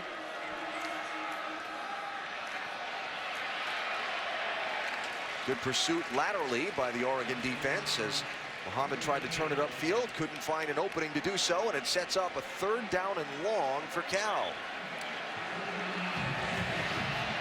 Oregon substitutes, as we talked about, to get their better pass rush group in. Jalen Jelks gets in there. He's made some plays tonight, but this is a huge play in the game. 3rd and 9. Long third down opportunity. 3 wideouts for Cal. And a whistle. Coach and a timeout from the near First side. charge timeout, Oregon. He didn't like that look. He decided he wanted to talk it over before they saw the play. So the first of the busy weekend of play in the Pac-12 has been an exciting one on this Friday night.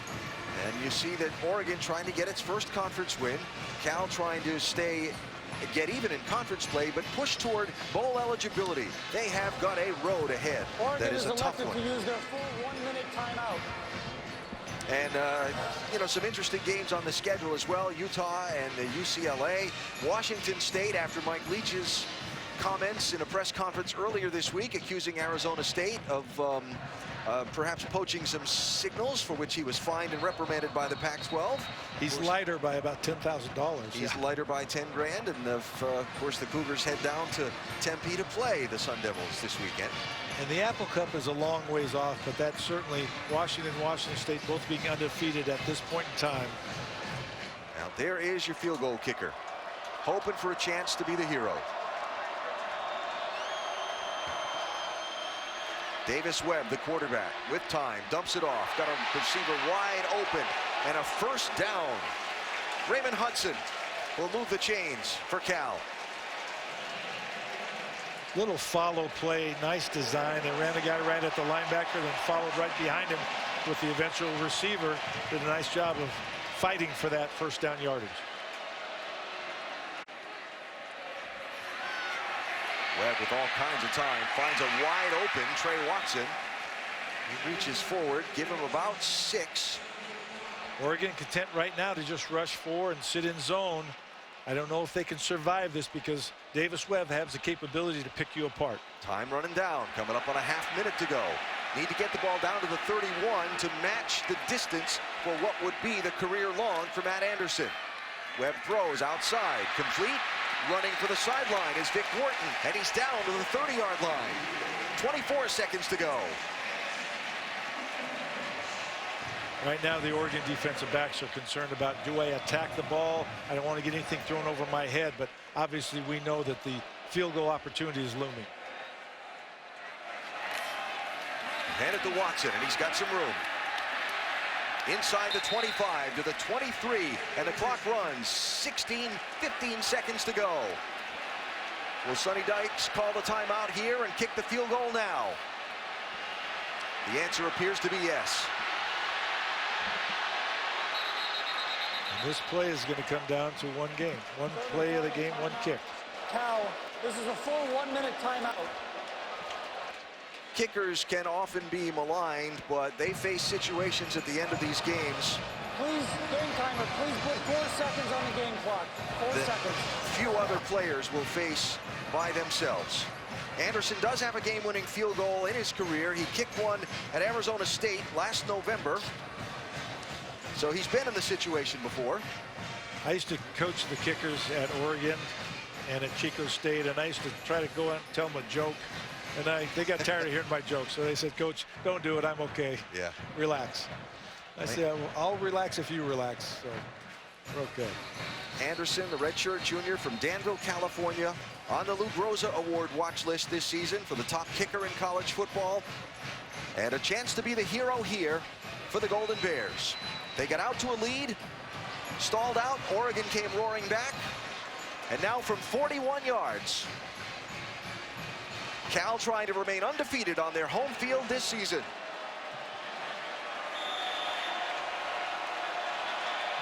And a timeout from Oregon.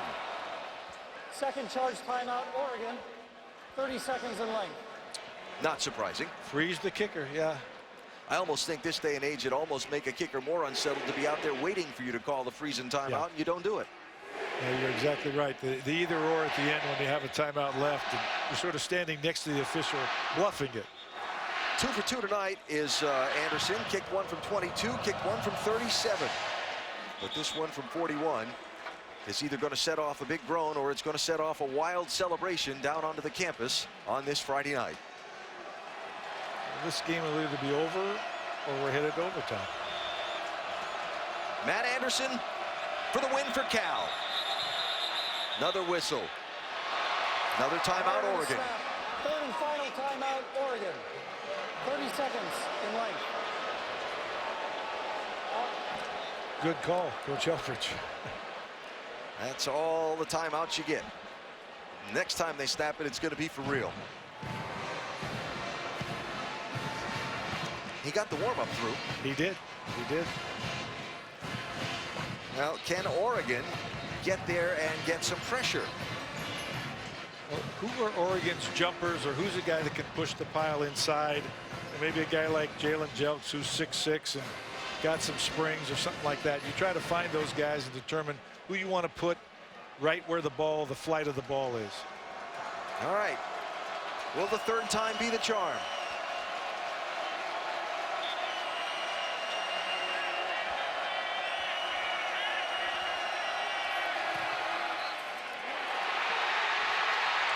He missed it.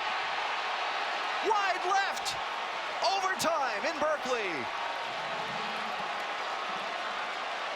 Feel bad for that young man, because like I said, I've coached kickers and my sons have played that position, and as you said, a lot of pressure, a lot of glory when you make it, a lot of angst when you don't.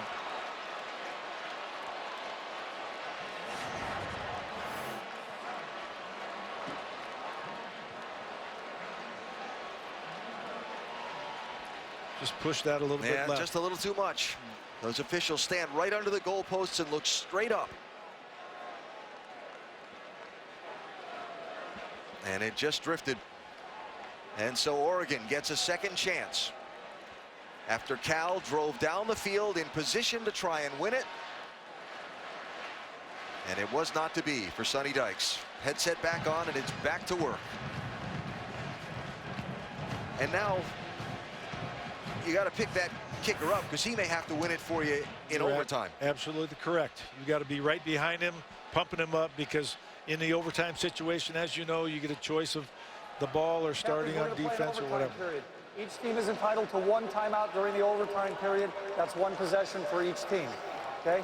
The winner of the coin toss will have the option to play offense or defense, or decide which end of the field to play. The loser of the coin toss will have that other option. Okay? If the score is tied after one overtime period where each team has the ball, then the team who loses the toss will have the same option. Okay? Oregon's going to make the call. That's heads. That's tails. That's heads. What's your call? Tails is called. It's heads. Cal would like to play defense. Which goal do you want to play at? Which way do you want to play? You're going to defend here? Okay. Turn around. Turn around. Cal won the toss and elected to play defense. Oregon's ball, first down at the 25. So overtime in the Pac-12 after dark. Who's going to win it in Berkeley tonight?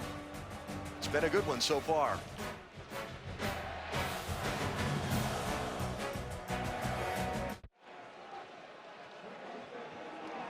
So to overtime we go here in Berkeley. Cal and Oregon tied at 42.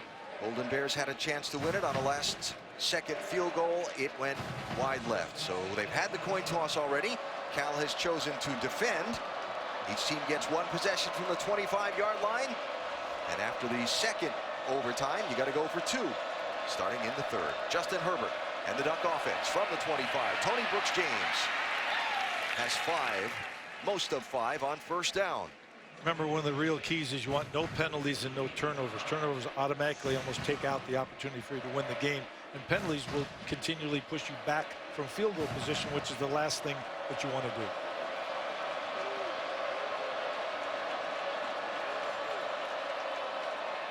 Herbert with time, throws, has a receiver into the end zone. Jalen Brown.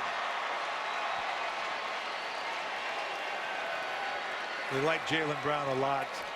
He doesn't have the greatest speed, but he's got great hands and great body agility.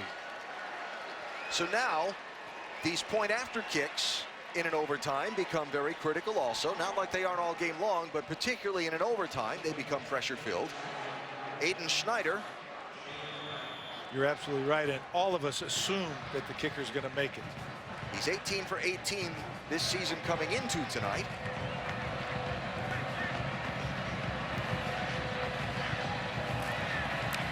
And has made the ball tonight. Two plays to get it done on his first try at overtime for Justin Herbert. Watch the route right here. Gets a clearing route from Nelson, then comes underneath. Great focus on the ball. Ball a little bit on his back shoulder, but watch Herbert's eyes now. Looks off the safety. See him look to the other side of the field, come back to his intended receiver, puts it on him. Nice execution for the young freshman. So the coin toss, you go on defense first to try and get your defense to make a stop, maybe make the other team settle for a field goal. But when you don't, and the other team gets into the end zone, now the pressure squarely swings to the other side and your offense, because they've got to score. And it makes it easier because you know what you have to do. You have to score a touchdown. So it's very simple. All the plays, the whole darn world is 4-down territory. So Davis Webb and the Cal Bear offense start at the 25. They played an overtime game just a week ago. Their last game out, I should say, a week and a half ago. Khalfani Muhammad will have great yardage. And a first down for the Golden Bears.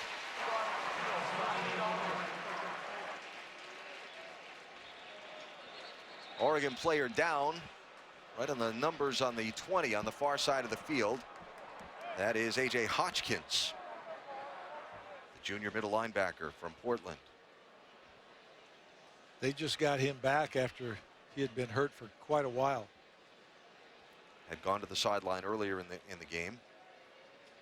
And you see him being helped off, not putting a lot of weight on one of those legs. That's tough. And despite the bye week, this is back-to-back overtime games for Cal. Yes. Which does stress your body and stress your team.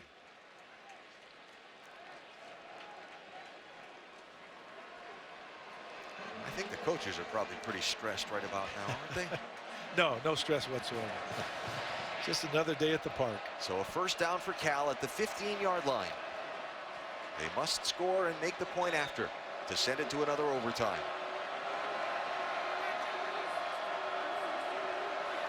Brendan Schooler, 43, the single safety back there. Center of the field for Oregon. Swing it out near side. Bug Rivera at the 5, at the 4, at the 3. Troy Dye walked in to talk to his defense. I don't know if he's faking blitz, but Webb saw it, threw the ball to the receiver that he had to cover. Very poor choice at that point in time. First and goal for Cal from the 3.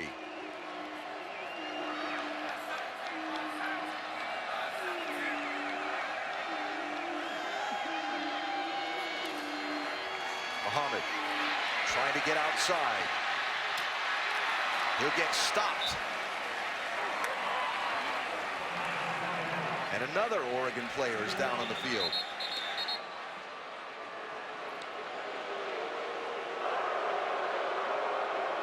That's Troy Dye.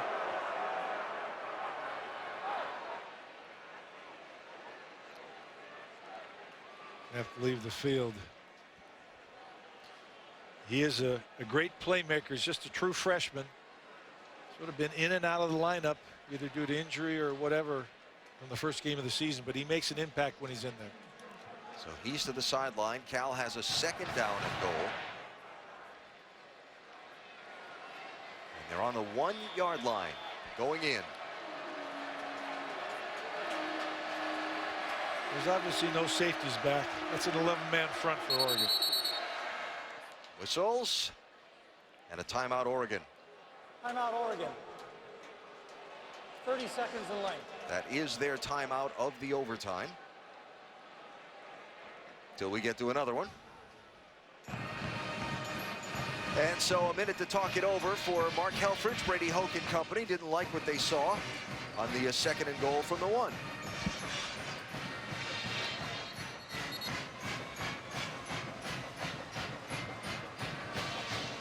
So the Ducks trying to get their first conference win of the season and end a 4-game losing skid, their longest losing skid in a decade.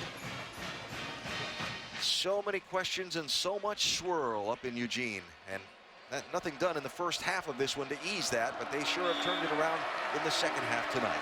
On the flip side, Cal looking to continue their home field domination, undefeated at home. Second and goal from the 1. Muhammad didn't get there. Down at about the 1-foot-yard line. Was down prior to the goal line in possession. Third down.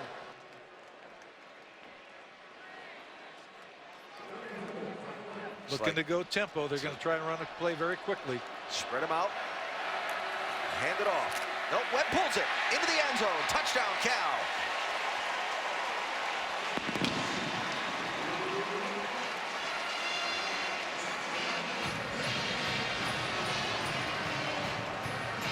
And so now the point after try to tie the game and send it to a second overtime.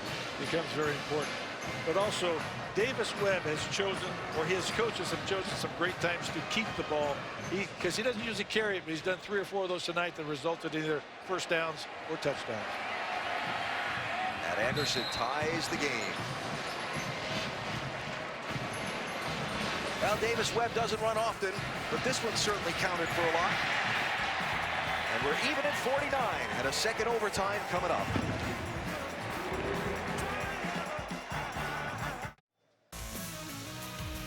Ready for the second overtime here in Berkeley. Cal's offense on the field. They've swapped ends of the field. Oregon choosing to play deep. Just after running into the end zone, Davis Webb and the Cal offense back at the 25-yard line, looking to see if they can get it into the end zone again and apply some pressure to the other side. They've done a nice job running the football tonight. It's been their MO in this overtime period. Trey Watson will be the running back next to Davis Webb this time. He will have the ball. They'll have 6 or 7 before Troy Dye wrestles him down. Dye back in the ball game, though still a little bit ginger. Cal bigger in the big group. Malik McMorris, number 99, 310-pound running back. And he can actually handle the ball. We saw him on that kickoff a couple weeks ago. Did a nice, smart play to pull it out. Ball bounced off the kick returner out of the end zone into his hands. Here's Webb, going to look to throw. He's going to run out of bounds. And they'll have a third down.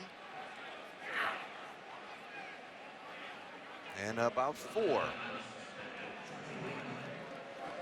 Based on the way this game has gone, I'm not sure that if they have a 4th down shorter than that distance right here, that they may not go for it. They might kick a field goal. I think they'll go for it.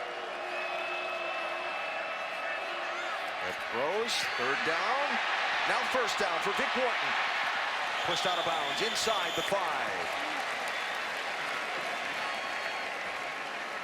Keith Sims tried to make that tackle. Looked like he pulled up a little bit lame of a hamstring type thing, but we're taking him out. Vic Wharton playing in the spot normally occupied by Chad Hansen tonight. He's gone inside and had a big game.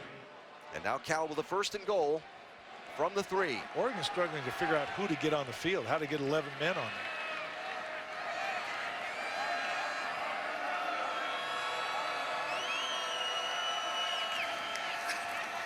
Webb on the option play. It was well read by Jimmy Swain, who took the quarterback, knocked him down, give him 1. 2nd and goal from the 2. This is another big group coming in. This is the elephant group, or whatever. Big tight ends, big lead back in the backfield, big number 99. We talked about him, 310 pounds. Morris is in there. J.D. Hennett is in there, 85.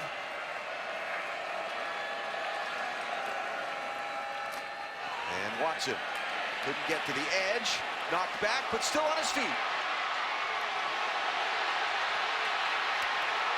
Down to about the 1. There is a flag on the field. And an Oregon player is down also on the far side by where that flag is.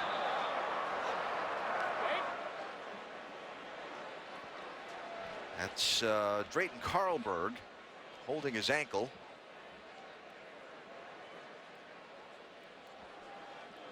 As we check the penalty.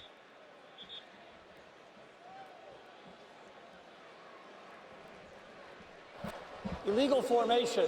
Offense. 5 men in the back. Penalty. Replay 2nd down. All right, back him up 5.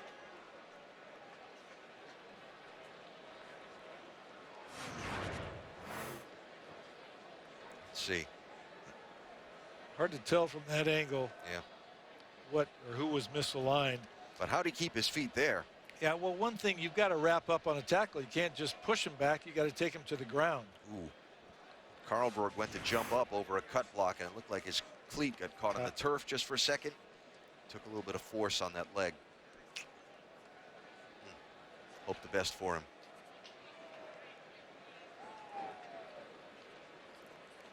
So penalties have certainly been plentiful in this game tonight for both teams. 12 for 130 yards for Cal, and 14 for 134 yards for Oregon, as Carlberg will get helped off the field. I will tell you, that's not the recipe for success. Yes.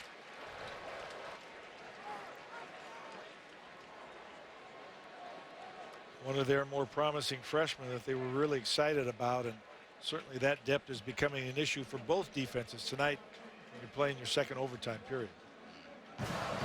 Has been a tough game.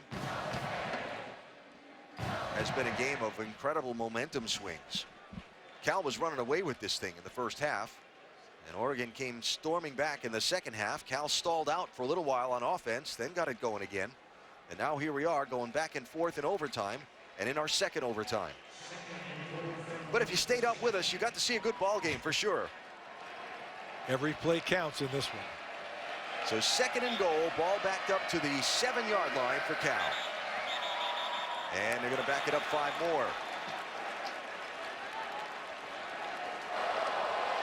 False start.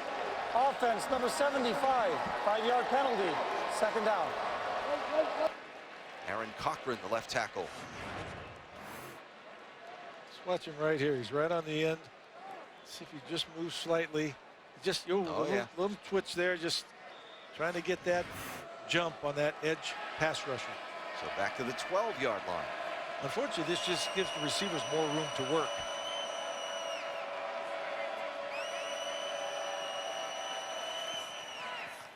Throw it to Stovall. He'll get down to the 5-yard line. And a flag is down on the field at the 10. I believe that was a hold against Troy Dye.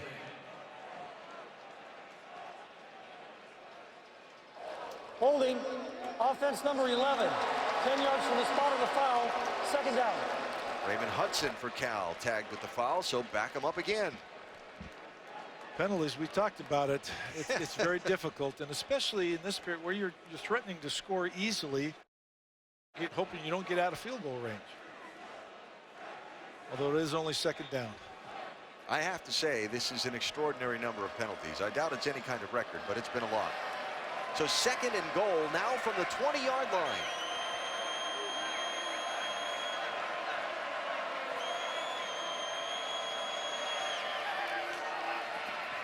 Webb throws near side. How did Demetrius Robertson catch that?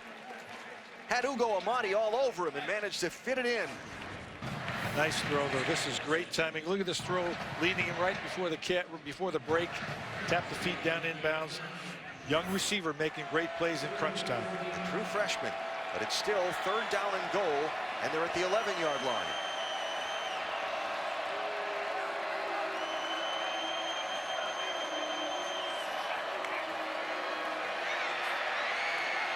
Webb throws across his body off the hands of Stovall and incomplete, and it's fourth down.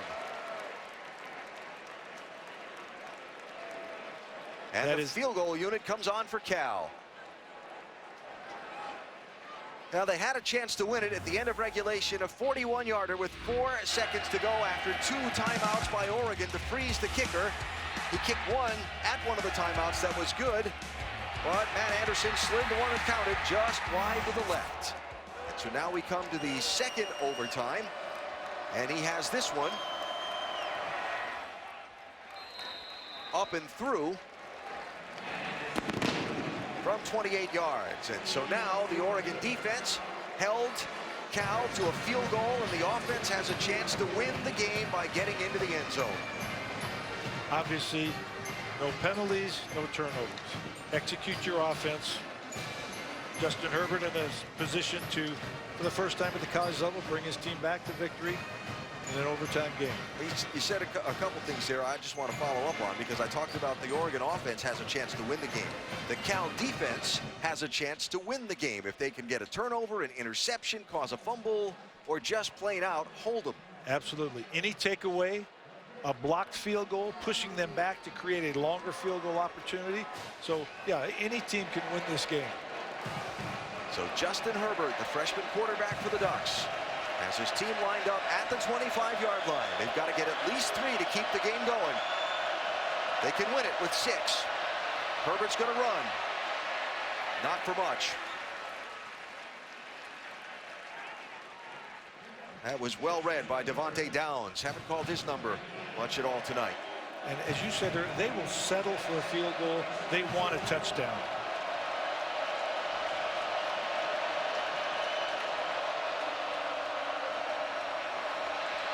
Herbert throws, intercepted!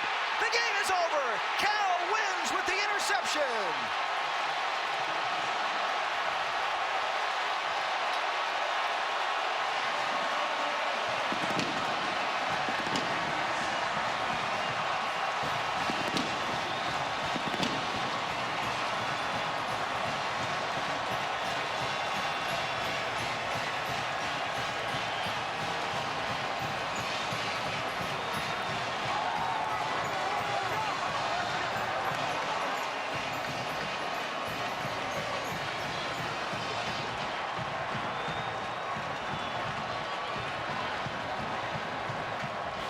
Jordan Kunashik gets the interception for Cal off of Justin Herbert that seals the win for the Golden Bears. Right here, right in the center of the screen. Watch what he does. Justin sort of stares this down. He looks off to one side, and he comes back, and you see Jordan coming back across, falls right in, taps it to himself. This is the tip drill that you practice every day for the defense, only he does it to himself, not from another player, and then has the understanding to get down. Don't let him strip the ball from me. This is the game. Great hands. Great job. One more look. Here's looking away. Justin doing a nice job. Herbert coming back there, but didn't see the underneath backer slip in front of the ball.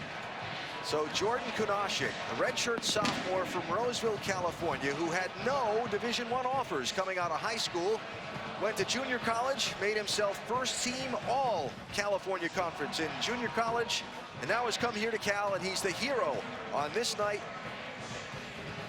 The only turnover of the game in the second overtime. And for the young quarterback at Oregon, it'll be something very difficult to think about on the plane ride home. And there'll be better days ahead. He acquitted himself very well tonight, but that's a tough one. That's a lesson to learn. So Oregon remains winless in conference play, though answered some questions by their play tonight. Cal remains undefeated and gets their 4th win as they pursue bowl eligibility. Cal against USC from Los Angeles next Thursday night on ESPN. What a game in double overtime at Berkeley. Final score, Cal 52, Oregon 49. For Mike Bellotti, Chris Budden, and our entire ESPN college football crew, Alan Bestwick saying good night or good morning and sending you to SportsCenter.